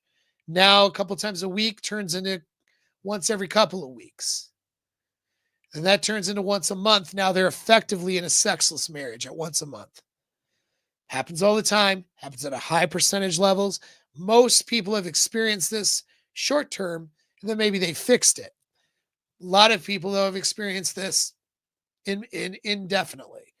Many of you listening to this right now have been or are in a sexless marriage right now. That's what happens. Because you let her brain, what you did was you let the girl's emotions dictate your sexual activity. And her emotions are designed to let this sexual activity erode over time, which means less oxytocin. The less sex you're having, the less quality sex, I'll say, that you're having, the less oxytocin stimulates in her brain and the less desire she has. So her brain is designed to get comfortable with you, stop seeking sexual opportunities, stop saying yes to sex, and then it just erodes over time. And next thing you know, she doesn't have that desire for you. Now she's bored. Now she's wondering, well, what's the next thing we're going to do? I feel I love him, but I just don't, something's missing. This is what you get when you let her dictate sex. Ladies who are listening to me, for the ladies that are fortunate enough to hear this stream, this is going to sound really like counterintuitive to you. You need to give up sexual control completely. Not to just any fucking guy on the street, not to the crackhead that you run into when you're downtown or something, but to like a guy you trust. When you trust the guy, when you feel that emotional bond, when you know he's the right guy, you need to give up all of your sexual authority to him. All of it. The Bible says it. It does. All right. I don't have it at my fingertips, but the Bible does tell you to do that. But of course, modern Christian tradcons who run a feminist brand with a traditional conservative outfit on, that's all it is traditional conservative marketing for feminism. Those Christians are dominating the church right now, and they will disagree with that statement, but they're wrong. If you're following the Bible, if you're following the Quran, okay, if you're following principles of Judaism, even, okay, um, guess what? A woman surrenders to the guy and gives up her sexual authority to her husband. That's what happens. Okay. So in a long-term relationship, when it's the right guy, the woman needs to give up all of her sexual authority to the guy. That needs to be your fucking standard, which 99% of you don't have that right now. And so that's problematic. It's very problematic because if you don't have that standard, what happens is she's in charge of the sex. None of this 50-50 bullshit equality stuff either, because equality just means that she's in charge. Understand that. What happens is, okay, you're both making the decision. Well, when she feels any type of way, that makes the decision for you. If she's horny and says yes, then okay. If she doesn't feel like it that day, then it's a no. How is that making the decision together? It's not making the decision together because you can't negotiate it. As a guy, you can't be like, I know you don't feel like it that day, but like, maybe we could do it anyway. Like, let me negotiate. Like, it doesn't, you can't negotiate it. You have to seduce her. You can't negotiate sex. You have to seduce sex from her, right? In a sense. But she has to give up that authority to you after a point for the long-term relationship to work. You know what I mean? And this is very counterintuitive and very scary for women who have been trained their whole lives to think that men are terrible. So women who are trained by gynocentrism, trained by feminism, think that all men are shit. And therefore, giving the man control over the sex is this terrible idea, which will make her this horrible sex slave and saddled with having terrible sex. And she's, what is she, a prostitute? I'm not, whatever. You can just imagine and think about all of the dumb things that are come out of the ladies' mouths at the prospect or idea that they have sex with their husbands or they have sex with their long-term relationship companion. At that mere idea or thought, it stimulates so much visceral reaction from so many women. And the reality is, without it, you're fucking failing. You're done. That's the reality. Can't be successful. Okay. It's not gifts. It's not date nights. It's not this corny bullshit you guys do. It's fucking, okay, orgasms, physical intimacy, physical touch, skin to skin contact, and all of the flirting and all of the banter and all the warm stuff afterwards and the after sex snack or joint or cigar, in my case, cigar, or whatever you're doing. All of those things add up. It's all surrounded by the physical act of orgasming with this other person and all those things. That is stimulating a massive amount of oxytocin, which keeps the desire going. Without it, you don't have it. Okay. Duty sex once a month or once every couple of weeks is not stimulating enough oxytocin. Enthusiastic, frequent sex is the only thing that does. Okay. And the more you do it, the more addicting it becomes for her and for you. And then you maintain that desire. It's really such a simple formula. Just bang more. It's such a simple formula. Where are all the therapists telling you to do this? Most of them are not. Most of them go to couples therapy and bitch about how the guy's not doing enough or whatever it is. And it's just nonsense. Bunch of mental gymnastics and bullshit from two people who've lost desire for each other. Excuse me, God. Got this things with my lungs going on. Anyway, Just talk all day. So what are you gonna do? So the sexual neglect happens, and it just destroys everything. So here's the thing. This, you have to have a free use standard. I'm not talking like free use pornography category, although it's similar. It's similar. It doesn't look like that category. I don't imagine. I don't really watch pornography, so I'm not sure what it looks like. But I've heard of the. Someone notified me when I came up with the word free use that that's a porn category. Um, it's like, yeah, like okay, cool, but I imagine it's similar. I don't know, but free use means no one says no to each other. So like the standard in the relationship needs to be no one says no to sex. Nobody does. All right. You show up for each other sexually. You prioritize intimacy. Okay. And you stay available for that person. Now, you can't say no, but you can express how you're feeling. So, what does that look like? Okay, so there's a legitimate reason, like I have diarrhea and I'm going to poop myself. Okay, that could be one. Okay, maybe. I have a stomach flu, and if we have sex, I'm going to throw up all over the place. Maybe that's real. Okay, but then you're not saying no. You're saying she's not saying no. She's saying I have a stomach flu or whatever. She may not need to say that because you, as a guy, because remember, she picked a good guy, and hopefully that's you. You're paying attention to how she's feeling. See, when you have this is the thing that women need to understand too. When you're the man and you have the authority over the sex, then you, because of your vasopressin, pay attention to her.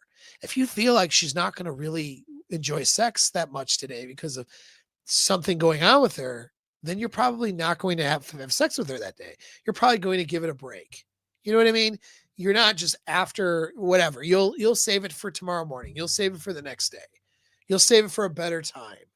If you're not feeling like she's feeling it as a guy, when you have the authority, you're probably not going to just force her into it. Right. And so that's the other part about it. All right. With authority comes that responsibility too. All right. You guys both prioritize and derive enjoyment. Don't pick a girl who doesn't enjoy pleasing you. Don't pick a girl who's just there as a warm body, there to receive whatever sexual interest you have, but has not really much of an interest in an eagerness to please you.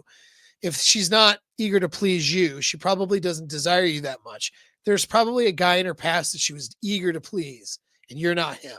So don't get in a relationship with her. Okay. But some girls are just wired to not want to please a guy. Well, you don't get in a long-term relationship with her. Okay. She has to change that or she doesn't get your commitment because you are needing to please her. You need to be wired to do that. You're not going to do this marriage where you escape to porn, she escapes to her vibrator or her shower head, and nobody's banging anymore. That's normally what happens, but that's not going to be your relationship. If you expect it to be successful, you have this as a very serious standard. You take it very seriously. And as a guy, I just don't, I don't know. I think you should only have to go through a sexless relationship where you're in this conflict one time before you ever do it again. Like, I don't know. Some guys seem to want to love punishment, misery, but like you should, if you've done this once, if you did that sexless marriage thing, why would you ever do it again? Like, why would you ever do that again? That seems crazy to me. So like, and anyways, you got to understand keeping desire alive is a drive. It's a purpose. It's not something that's going to happen on accident. Okay. You have to do this intentionally. And your standard for the relationship is she understands this. And she has to be willing to do it intentionally too. Now, when a girl sees you as the best that she can do, this is not a hard thing to instill. In the beginning of the relationship, it's easy to instill. When the feeling of letting the frequency drop off is happening for her, but she is given the authority up to you and she says yes anyway, even if she's not in the mood, there is no mood. You just do it anyway. And then what happens is she's not in the mood, but she does it anyway. Once she gets into it, things start to feel good. She ends up having an orgasm because you know what you're doing, hopefully as a guy. If not, remember that community link I talk about? Get there, ask questions. But if you sexually know what you're doing as a guy, you guys got good sex together. When she's not in the mood, guess what? She's still going to have an orgasm. She's still going to be happy. It's still going to stimulate oxytocin. And it's great.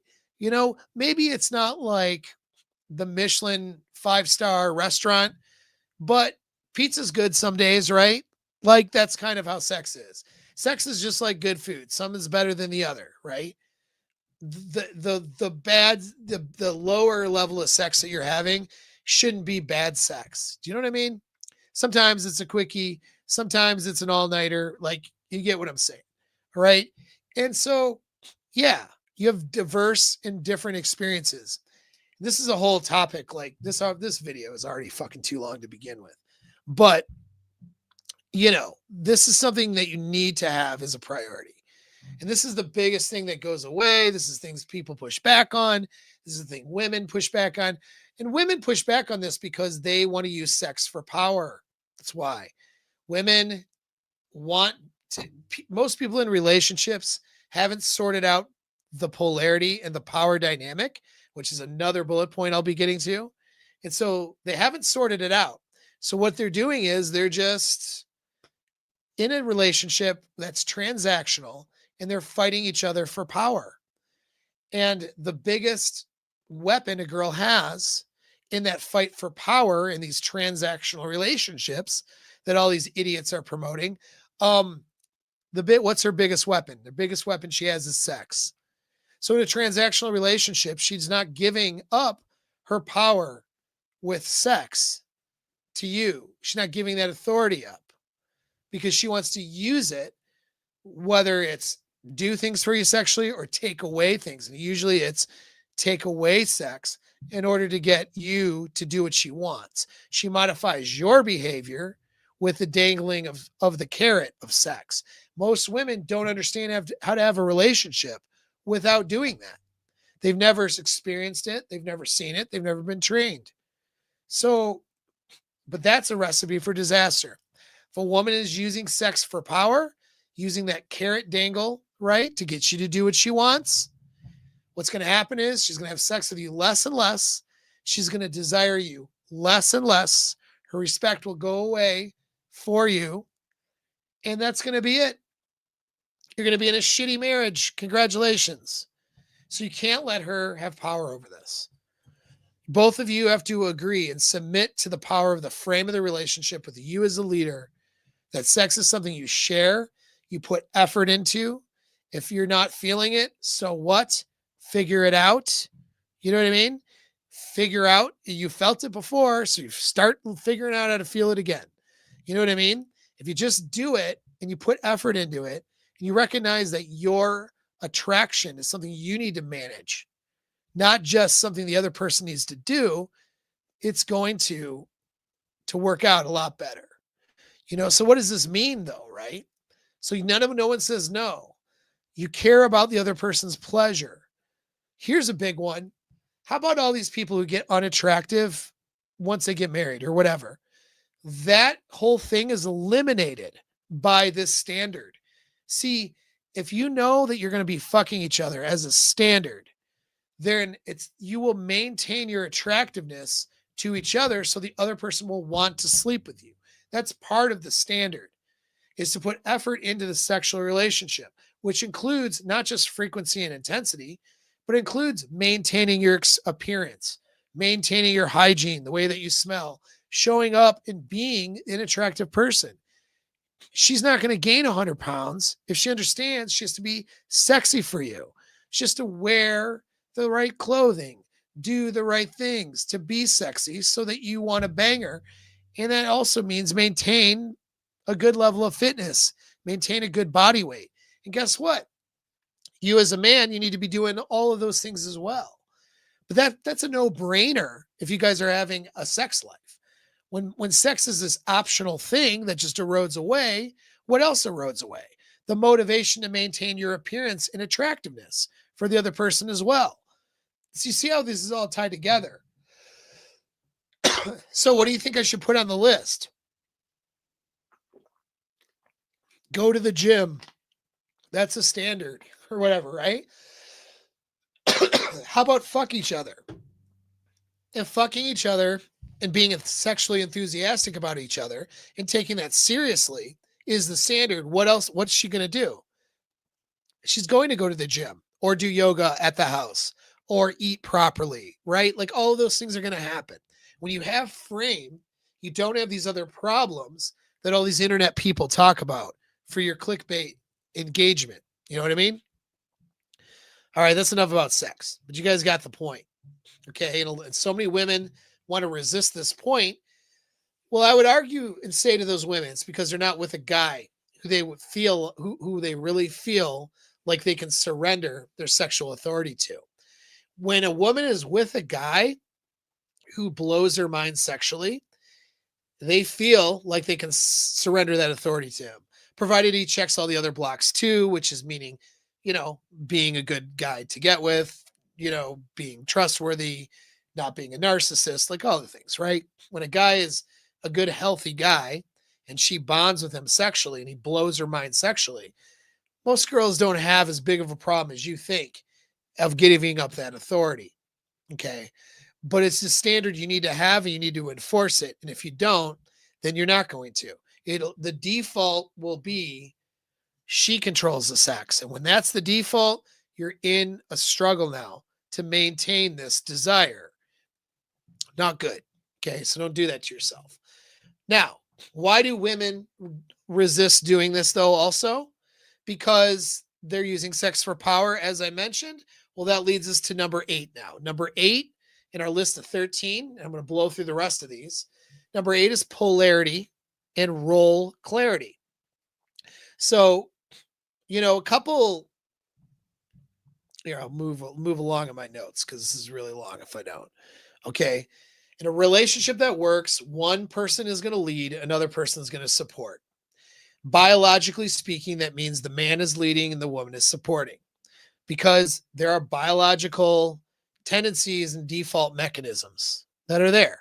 That's just it. So instead of trying to go against your biology and create some weird feminist utopia of equality that doesn't actually work, that puts the women in a place that she doesn't want to be and makes everybody miserable, let's just go back to what your biology says. Okay. A testosterone driven brain that developed with higher testosterone, read man, okay, is in a position of leadership. A woman with more of an estrogenic brain, which is a woman, okay, is going to be a better support mechanism for that guy who's leading. If you try to reverse those roles, it's going to get fucked up. Okay. That's just the way it goes. So there is no equality. That's not real, but each person is valuable. And I would argue that no one person is more valuable than another because it doesn't matter. Even if on paper and objectively speaking, that were to be true, is there a relationship without two people involved? At least, right? No, there's not. So there's no relationship without the both of you. So don't get hung up on who's more valuable because that's ridiculous. Either somebody is more valuable, then fine, dump the other person and go find somebody who's a better match then if that's an issue. But it shouldn't even be a thought. Okay.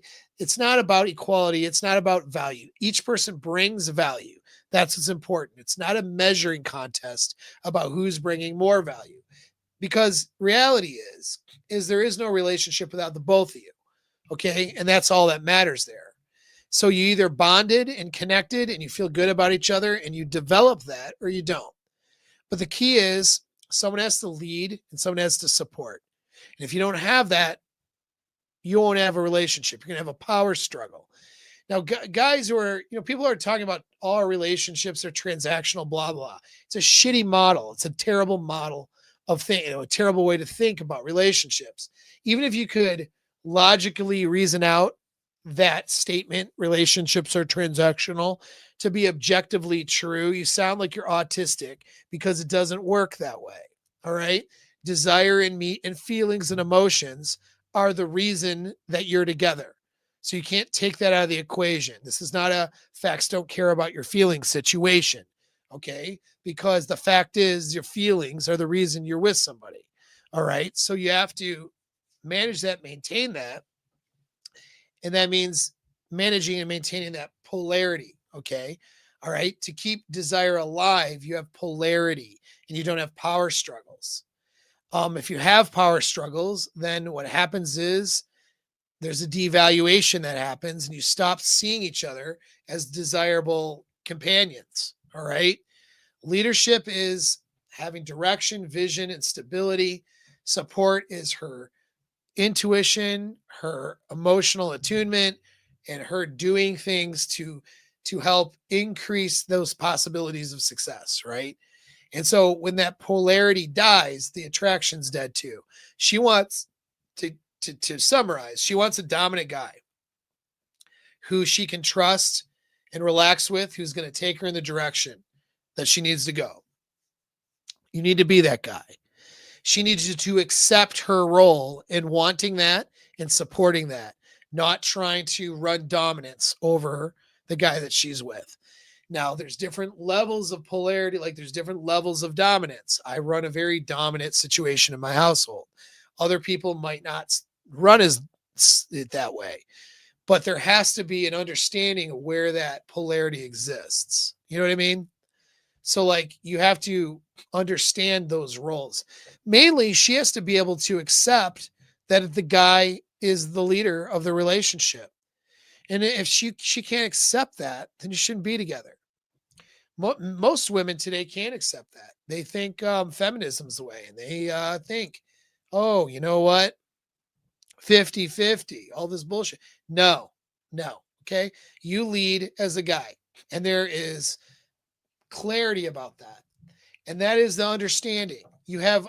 And then when it comes to communicating, you have a formulation, a way of communicating that involves, let's say you run into a decision where you can't, you don't agree. Well, you're going to default to your decision as the leader. And then if it doesn't work, you're going to revisit. Okay. She's there to support you, but you're the final say. And if she can't accept that, there is no relationship. Don't even enter into it. You know what I mean? Really don't. That needs to be the standard. It needs to be the standard that she understands that she's a powerful decision maker in the relationship as well, but you're leading it. Okay. And if it comes to a point where you're in conflict, you can work it out, discuss, talk about the particulars, but eventually you're going to decide and you're going to take action. And that's going to be the decision you make as a man. And she's going to have to support it, even if she doesn't like it. That's her role. A marriage or a long-term relationship cannot work out without this understood dynamic. It just can't. We're not biologically wired towards it. And eventually what will happen is you'll run into a power struggle or a conflict that you can't resolve. And then it erodes away desire and destroys the relationship. Here's what happens to you guys. You get with some woman that seems like she's not a feminist because maybe she's Christian, maybe she's, has feminine qualities. And so you get in a relationship with her and because you think she's great. And then she says things like 50-50 or whatever, you know what I mean? And well, she talks about equality, who knows? She has a mindset of equality. She doesn't understand leadership, but you let it go. You let it slide because you're not conflicting. Biologically, she falls in line with your leadership because it's natural for her to do it. And so you think things are fine. Even though she has this dumb idea in her head, she's complying with your leadership for a while.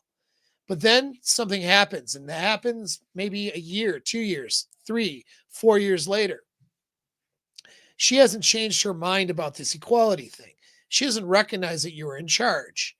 And now you're in a conflict. And it's a conflict you can't resolve.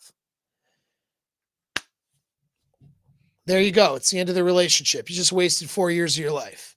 You know what I mean? Sort this shit out early. Okay? Save yourself a lot of heartache. Don't wait until that blow up where she is making her line in the sand because she thinks she's in charge of the relationship. Most of those situations, like I mentioned, are guys who think they're in charge, but they're not. Women are so good at making a man feel like he's in charge when he really isn't. They're very good at that. And most of you guys can't think around that yet. You don't have the tools, you don't have the skills. So Make it easier on yourself and on her and sort this polarity thing out early. If she can't comfortably say, yeah, my husband leads the relationship, my man leads the, you know what I mean? And submit to that leadership, like actually submit to it. She can't actually do that. It's not worth continuing because it won't work. It's going to blow up in your face. So that leads us to number 9. Number 9 is reciprocal effort. Okay. So there is no 50-50, but there's a mutual investment. You can't carry this relationship alone, and neither can she. Okay. So you have to really focus on putting effort into the relationship 100%. And you have to be with somebody who is having that same mindset. So that needs to be a standard, reciprocal effort. Okay. Here's the thing. You want to be with somebody who's giving, who gives to the relationship without scorekeeping. Okay. It's not about what am I going to get? This is that transactional thing again. Well, what am I going to get if I make these sacrifices or if I do these things? That shouldn't be what her thought process is. Her thought process needs to be, I'm doing these things because I care about the guy I'm with, and this is what you do. You know what I mean? That's where it needs to be. You know what I mean? So anyway, I was trying to do this fucking notes.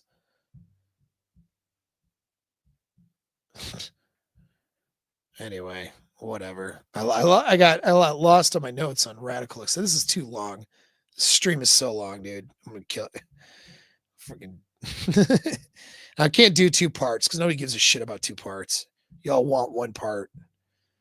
I'm probably gonna just do a shorter version of this thing though, because it's too fucking long. But that's okay. Hopefully, you guys are enjoying it though. Hopefully, you guys had a lot. Hopefully, you guys have. I mean, this is like a damn course. Could open a course on this right now. Well, there's no like. We're not going over like. We're not drilling things though, and drilling skill sets. Unfortunately, then it would be a course. But okay, reciprocal effort. I took on this monster task of going through all this. Like, made the decision the other day. So again, I hope you guys are appreciating and liking the material, even if you have to abandon and come back later, because it is a thanks, man. We believe in you. Thanks. You know, it's like running a marathon right now. All right. Well, good. That inspired me. Thank you. We'll keep going. All right. So anyways, that reciprocal effort.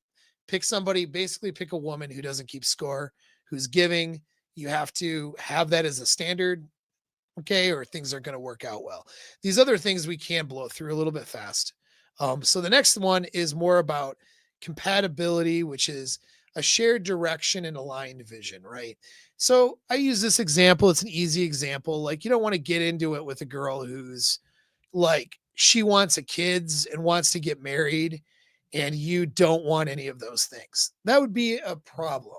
And maybe her desire for you and the sex and the cool stuff you guys are experiencing makes her ignore her goals and her, you know, her ambitions early on, but it's going to catch up to you. You know what I mean? Now, sometimes you get into short-term dating relationships that are not meant to be long-term relationships because your vision and values just don't align. Maybe you plan on moving to a different country and she wants to be near her family. You know, for example, like sometimes some things can't be reconciled. Maybe you're overseas or you're on vacation and then you meet somebody there and then you have this really cool like thing, but it's long distance and there really is no plan or motivation to like, it's just not, you're just not going to integrate your lives. And maybe there's other things that aren't compatible. I mean, that's fine. Okay. That means that you're not going to commit to that person though. Right. Like if things don't align, if your values don't align and your vision does not align, then you're not going to be able to make things work for 30, 40 years. Now, the unfortunate thing though, is many of you guys don't have the talk when it comes down to the commitment of where you guys are going in the future. What do you guys want for the future? You know, now, idealistically, you have a girl who just wants to support you and do whatever you want pretty much. Idealistically, her goal is just to be with you. And do whatever things she can do to provide value to the world while she's doing that. And she doesn't care where she lives or she doesn't care about some of these other things. That would be the perfect scenario. But that's not always the scenario. It's not even often the scenario. A girl will, when she desires a guy and sees the guy as her best, she will give up a lot of her previous thoughts of what she wanted. That's part of her getting into your frame. You know what I mean? Is once her desire is there, she will change her mind about things that she wanted in the past. Remember, like her milestones and values and beliefs, those things all develop prior to meeting you. Once you come into her life and blow her mind, okay, those things are subject to change. Okay, her ideas of what to do in her life they're all coping strategies to not having the right guy. So you have to understand that. If she has not had you, and if you're the guy who's her best and the guy she needs to be with, the guy she wants to be with, then everything she thought about for her life that she wanted, those are all just copes. These are the things she wants as a coping strategy for not having that dominant masculine presence in her life and the right guy in her life. Once you come into her life, well, now she's got to sort through her values and decide what are these things or which of these things I thought were important are really important and which aren't. You know what I mean?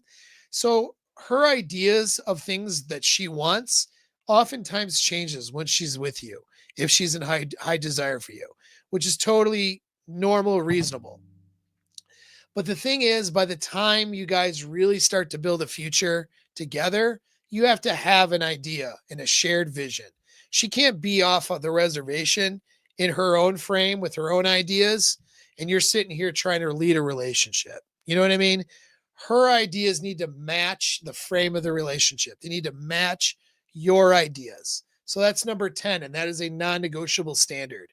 That's the frame you have to have as a shared belief and where you guys should be going and how you guys should be handling big decisions, for example, lifestyle, money, family, your polarity roles, ambition, loyalty, the nature of the commitment. Are you guys going to be totally monogamous? Are you guys going to get married in a church? Are you guys not going to get married? Are you guys going to have a threesome every now and then? Are you going to have side bitches or side bitches not allowed? You know what I mean? Like, seriously, I know it sounds crazy, but these things need to be sorted out. Do you know what I mean? And you have to be aligned in these ideas, because if you're not, you're going to run into a problem, and that problem could potentially destroy your relationship you're putting effort into. So number 10 here is shared vision and aligned values. Number 11 is loyalty to the relationship over outsiders. Okay, so the relationship, there are things that only you and her should experience and share. That means that other people don't get to see those. Other people don't experience those things. Some of those things are sexual, but not all of them. Some of the secrets you share with each other should only be shared between you two. That means her mother doesn't know about it, her dad, her friends. Okay, like so many of you guys get in these relationships, and all of her goofy, dumbass friends know every detail about your relationship. And then they're giving their stupid opinions, and then that's directing how she shows up in the relationship. It's just dumb.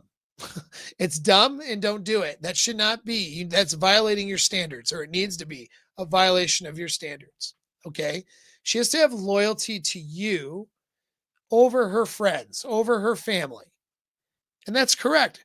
Over her friends, over her family. That doesn't mean she cuts them off or anything, unless she has to, because if they're crazy or toxic or whatever, that might be something she needs to do. But it's not to isolate her from people, but it's like the loyalty is to the person that you're building a life with.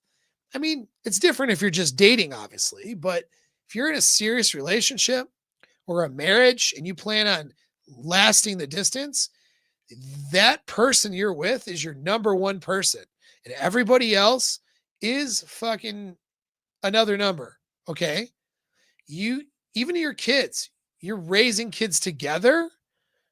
That's what you're doing. That doesn't, they're different categories. It's not like you love one, it's a different kind of love, right? Hopefully, better be. But you're raising the kids together, which means your loyalty starts with the parents. And then parents, you don't have one parent siding with a kid and the other parent, not. So you know what I mean? That actually happens in a lot of families where mom will side with the daughter, then they'll fight, they'll, bitch at the dad. Like, no, absolutely not. Your loyalty is to the person that you are with, or else it can't work. You're going to run into these massive problems. And that means that it's not a public forum. Your relationship is not a public forum where you talk about every detail on your social media or other people. So many women have no boundaries with this, and you need to train her to have them, or don't be in a relationship with her. Okay. She needs to be able to, you need to protect the relationship, and she needs to protect it. And you do that with your loyalty. There is no, I'm going to go hang out with an ex, someone I used to bang a lot. I'm going to go meet them for lunch. No, you're fucking not. That is a violation of loyalty in the relationship. If you expect it to last long term, that's not even a discussion. You see what I mean? That's not even a thought process. And you, by the way, as a guy, you need to be true to your standards as well. You're not secretly texting some ex bitch on the side and lying to your girlfriend. Okay.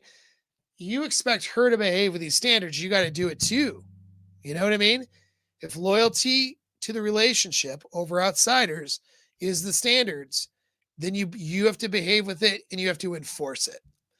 And if she's not willing, most girls have no clue what that loyalty looks like. And so you're going to have to teach her that probably during the dating phase. And if she can't figure it out, it's probably not going to work. And so don't get into a long-term relationship with her. Do not get into a relationship with someone who's not willing to protect the relationship and protect the bond, right? With good boundaries and standards with other men, for example. All of her guy friends, okay? She needs to have good boundaries and standards with those guy friends. There needs to be, those guy friends are your friends, or they're not friends at all, right? And there's a boundary and a standard with handling those guys, with handling women and men in your social circles. When somebody is trying to violate your relationship, you're not teaming up with that person. She's not teaming up with the girlfriend who's bitching about you, and she's going, oh, I know he's such a dick, and oh, I know he's that way. Well, har har har, girlfriend, aren't men shitty? Okay, like that's not what you're doing with your dumb girlfriends, ladies. And guys, your girlfriend's not doing that, because that's violating the loyalty of the relationship. And you're not doing that. Guys usually don't do this shit, but they're not doing that either. You know what I mean? You're not bitching about her and whatever. That shit really rarely happens. Girls think that happens. Like, a lot of women think that this happens with guys all the time, but it really doesn't. Guys aren't out there just fucking bitching about the girls they're with. I mean, they have their bitches, but they're not like, they're not devaluing. The more devaluing tends to happen with girls who team up to bitch about their men. And this is a violation of the frame of the relationship, a violation of the loyalty standard. Okay. And so you need to enforce that and not enter into these agreements with women, these commitments where that loyalty isn't understood. All right. Now, this is an interesting one too. It's kind of another left turn, but it's important to mention, which is there's identity preservation. You're not doing self abandonment, because, so what I mean by that, like, okay, you have to preserve. Is a great question. I'll get to your question. RB 92834. Like, bunch of numbers. I'll get to your question in a second, man, because it's a really good one. So, number 12, identity preservation.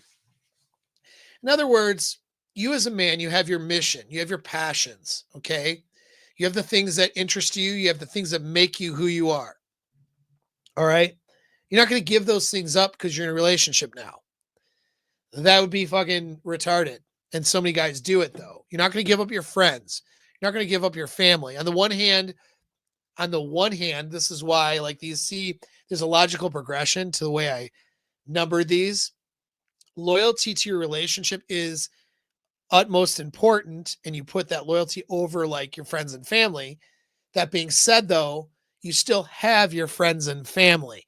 You're not required to abandon these people now, unless, again, if they're toxic people who shouldn't be in their life, your life, then you will abandon them. But you're going to do that because of that reason, not because of your relationship. You know what I mean?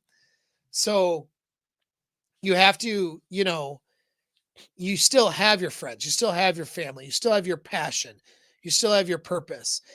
And so does she.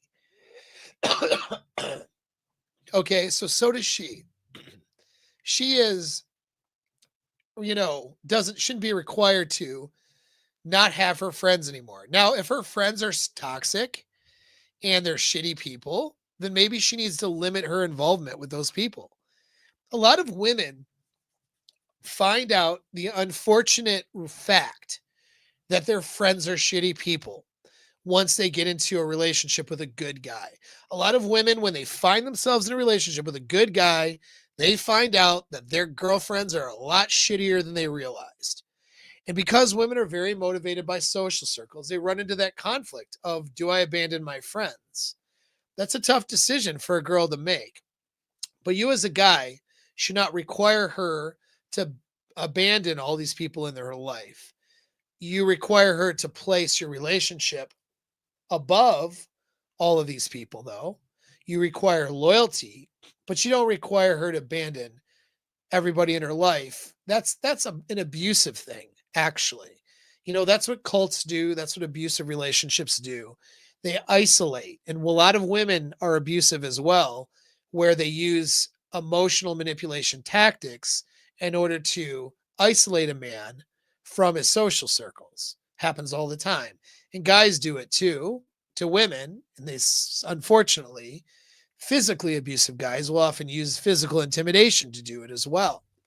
And so it's a thing that happens, and you can't do that. There has to be a standard that you still maintain some autonomy and some identity as a human being, just because you're in frame and there's a frame in the relationship that she is following and submitting to. That doesn't mean she's not her own person. That doesn't mean that she, you know what I mean? That she doesn't have her own ideas and passions and hobbies and things that she likes and things that entertain her. And, she has to have those things, and you have to let her have them, and you have to support them, and you have to try. Let's say you don't like her family that much. Let's say that's just it, right? Well, it's her fucking family. You have to try to maintain, it doesn't mean that we put her family above the relationship or whatever, but maybe you're going to put effort into trying to keep a good relationship with her family so that, she can have her parents and she can have her family. I mean, we're assuming, of course, it's not so toxic and abusive that she needs to leave the family. Like if it was that scenario, that's different. But most of those scenarios aren't like that. Most of those scenarios are like the parents are kind of assholes. Maybe there's a brother or a sister that's an asshole, and you guys get together for holidays and stuff. She needs to protect you from those assholes and stand up to them and say, hey, this is the guy I'm with. We're not going to create, what I mean? She needs to do those things to keep the peace, but you need to put effort in too. You need to put in that effort into, doing the things that are going to make her be able to have the relationships easier, even though she's with you. It takes a team effort. You know what I mean? You can't be this fucking guy who's like, oh, well, screw them. I don't like her sister. I'm not going over for Thanksgiving. No, maybe she talks to her sister and you come over to support the girl you're with. And her sister just is on good behavior and everything is fine. Maybe you use these persuasion skills I teach on the sister. Don't bang the sister though. But you know what I'm saying? Use it on the sister to get to a level where maybe you have a little bit better relationship. Maybe you made a bad impression on her parents. That happens. Maybe you put in effort to change that impression because her family, her friends, these things are important. Okay? The things that she likes, maybe she has a hobby and you guys get married and she has this thing that she really loves to do. Maybe you support that as her husband. And maybe she should support your thing you do. You like going to the gym, you like going to boxing class or whatever. Maybe she's supportive instead of crying about it because you're going to boxing twice a week or whatever it is. You know what I mean? This identity preservation needs to be a standard, and you help each other preserve each other's identities too. Okay. Now we get to the last one, which is productive conflict, no destructive fighting. This is the Luca thing. I'm writing a book on this. Don't know when it's going to be done. Okay. I need my first book to be like a banger, and then I'll publish the second one the other ones I already have written. All right.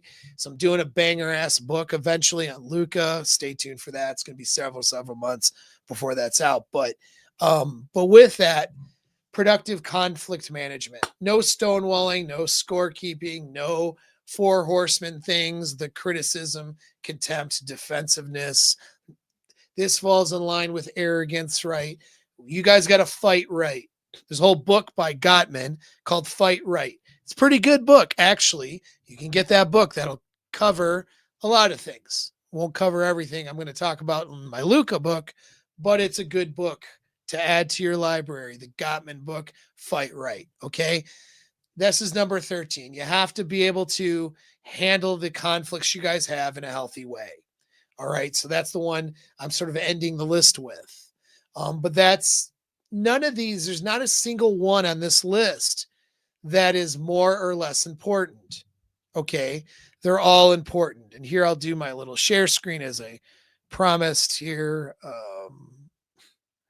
As I jangle around. Okay, so here's we go. Here is the slideshow of 13 non-negotiable standards for your relationship. Frame. This is your frame. This is what you have to have. If you don't have this, everything falls apart. I don't think I'm actually missing anything. I might be. This is just something I thought about doing like yesterday. But I think it's pretty complete. All right. So number 1, respect. 2, forget. I'm not even going to read it all. You guys can look. You guys can expand your screen there. You guys can screenshot this. Why don't you screenshot it right now if you're watching this on a phone? Okay. This is all your bullet points. And I will eventually, within the next 24 hours, have chapter breaks in this video so you can reference them. I'll probably have shorter videos to summarize all these because this is a long fucking video.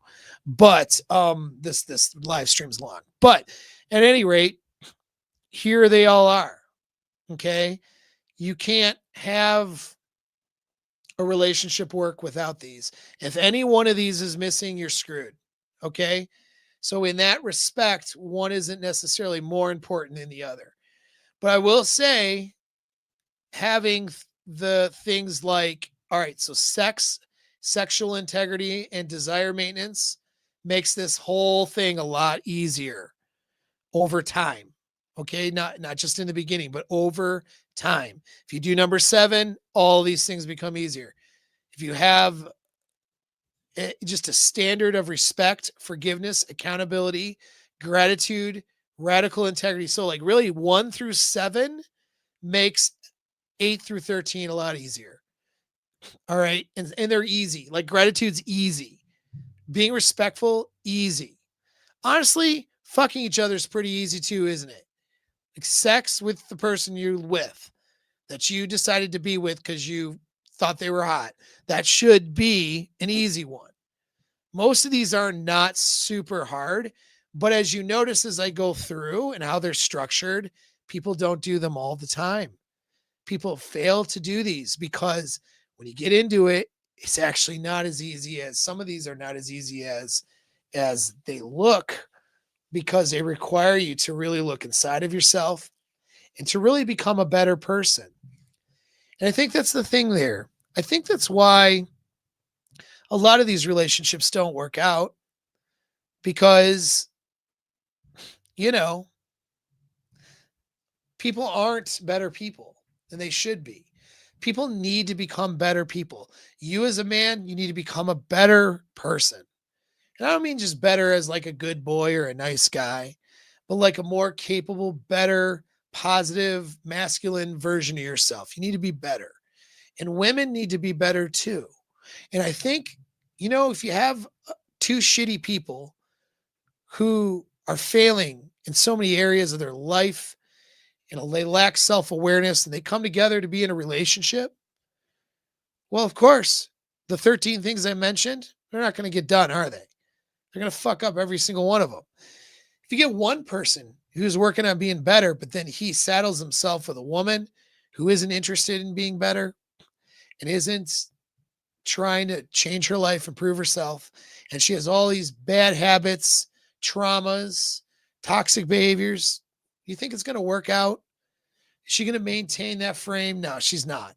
She might need to be dating you in order to inspire her to become better. That might be a real thing. But at the end of the day, though, if you don't align with these 13 standards, if you don't have this frame, there's other things in your frame too that need to be there. But if you don't have these 13 minimally, this is like the definitive list. If you have these 13,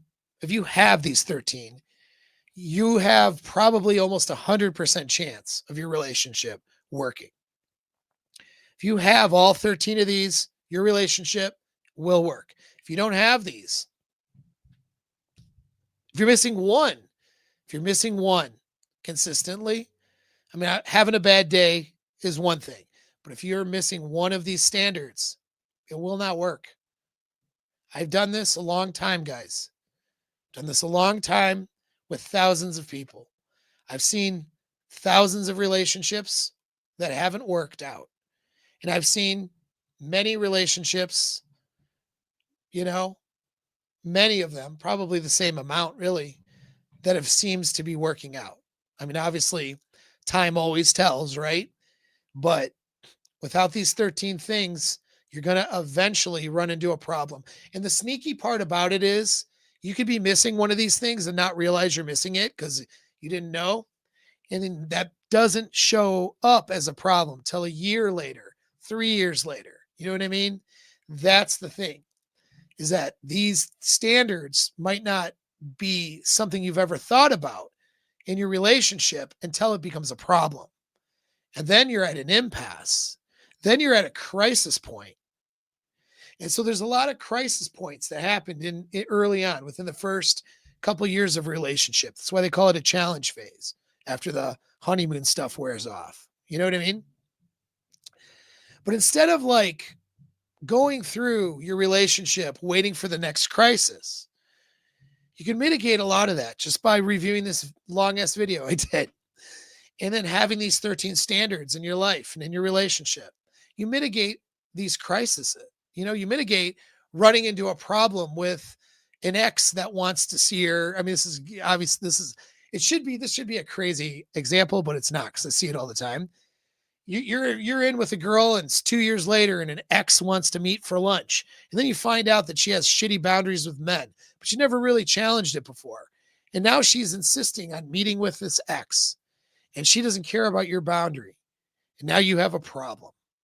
That happens all the time, these sorts of things.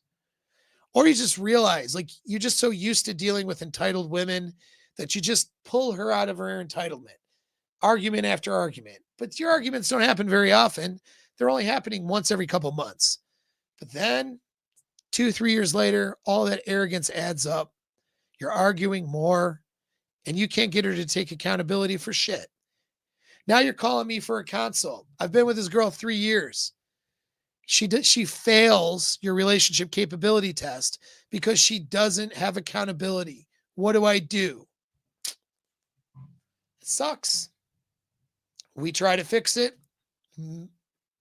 Much of the time, though, can't be fixed, guys, to break up.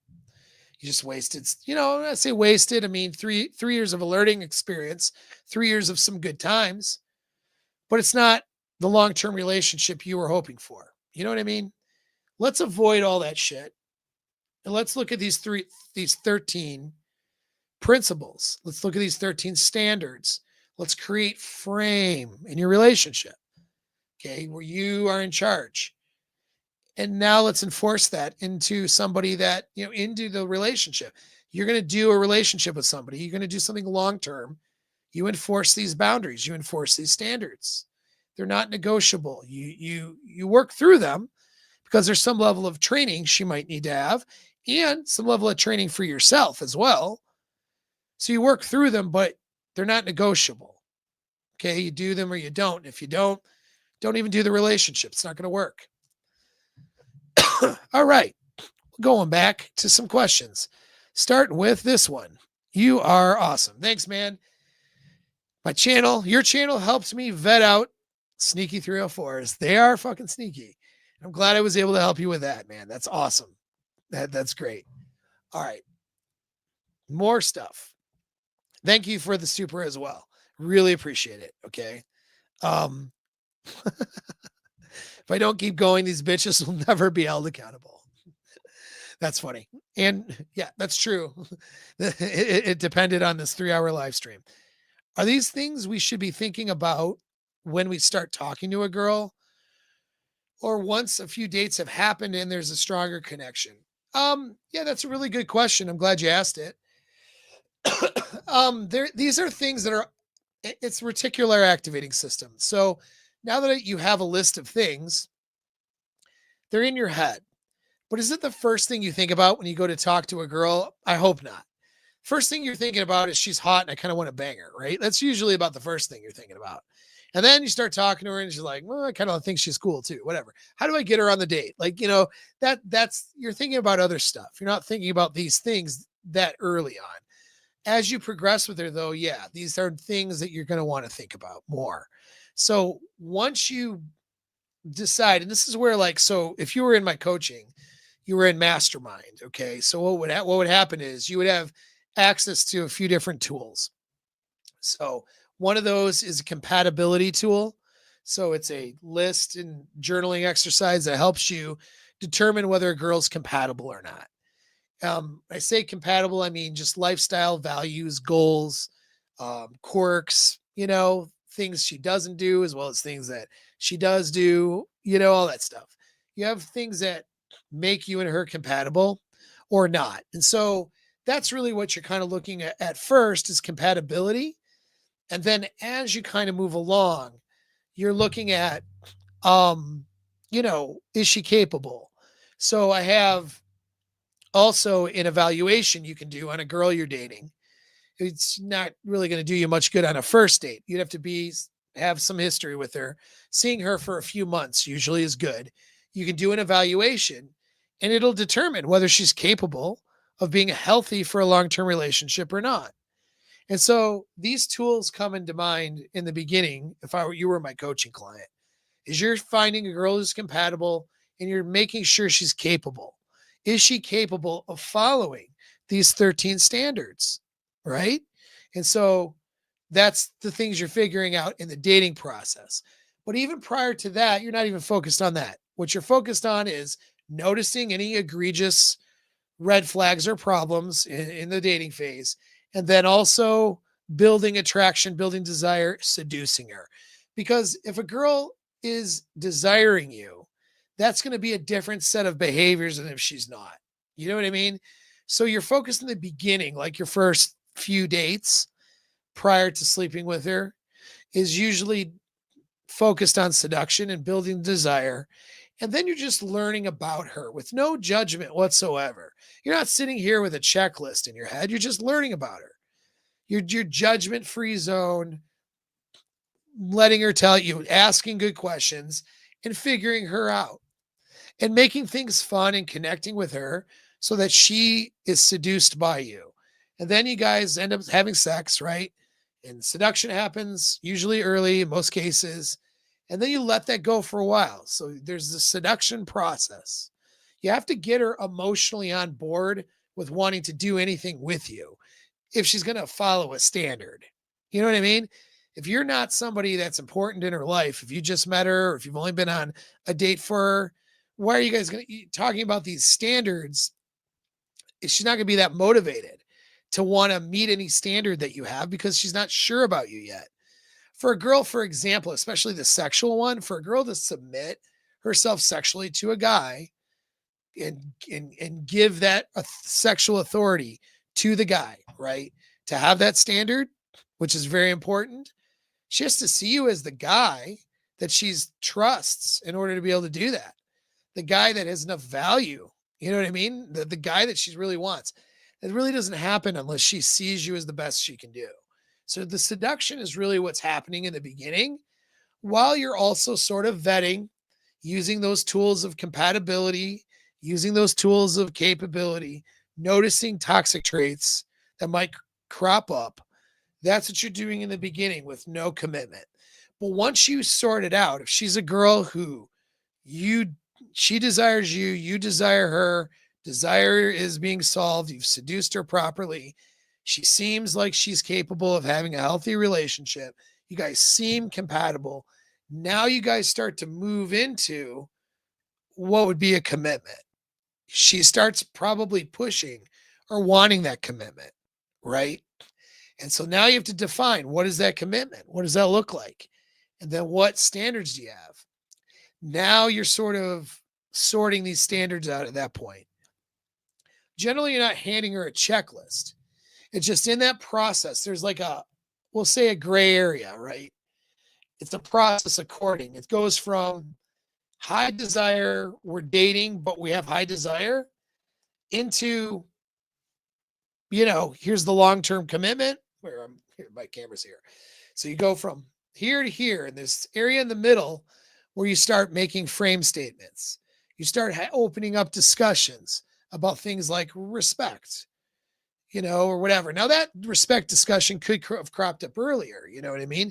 Again, when things are in your mind, in your reticular activating system, they tend to show up. You tend to have a conversation and it tends to come naturally. You don't need to checklist it. You know what I mean? But later on, when you're in that gray area, there isn't a commitment yet, but you're moving towards it.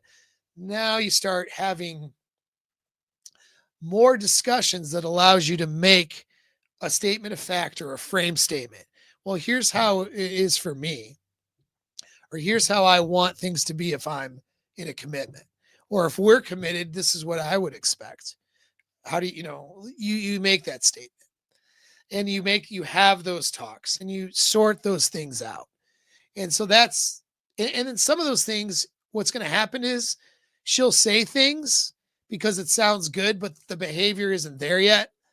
So she'll say a thing prior to the commitment, you'll get in the commitment, and then you're running into the behavior problem.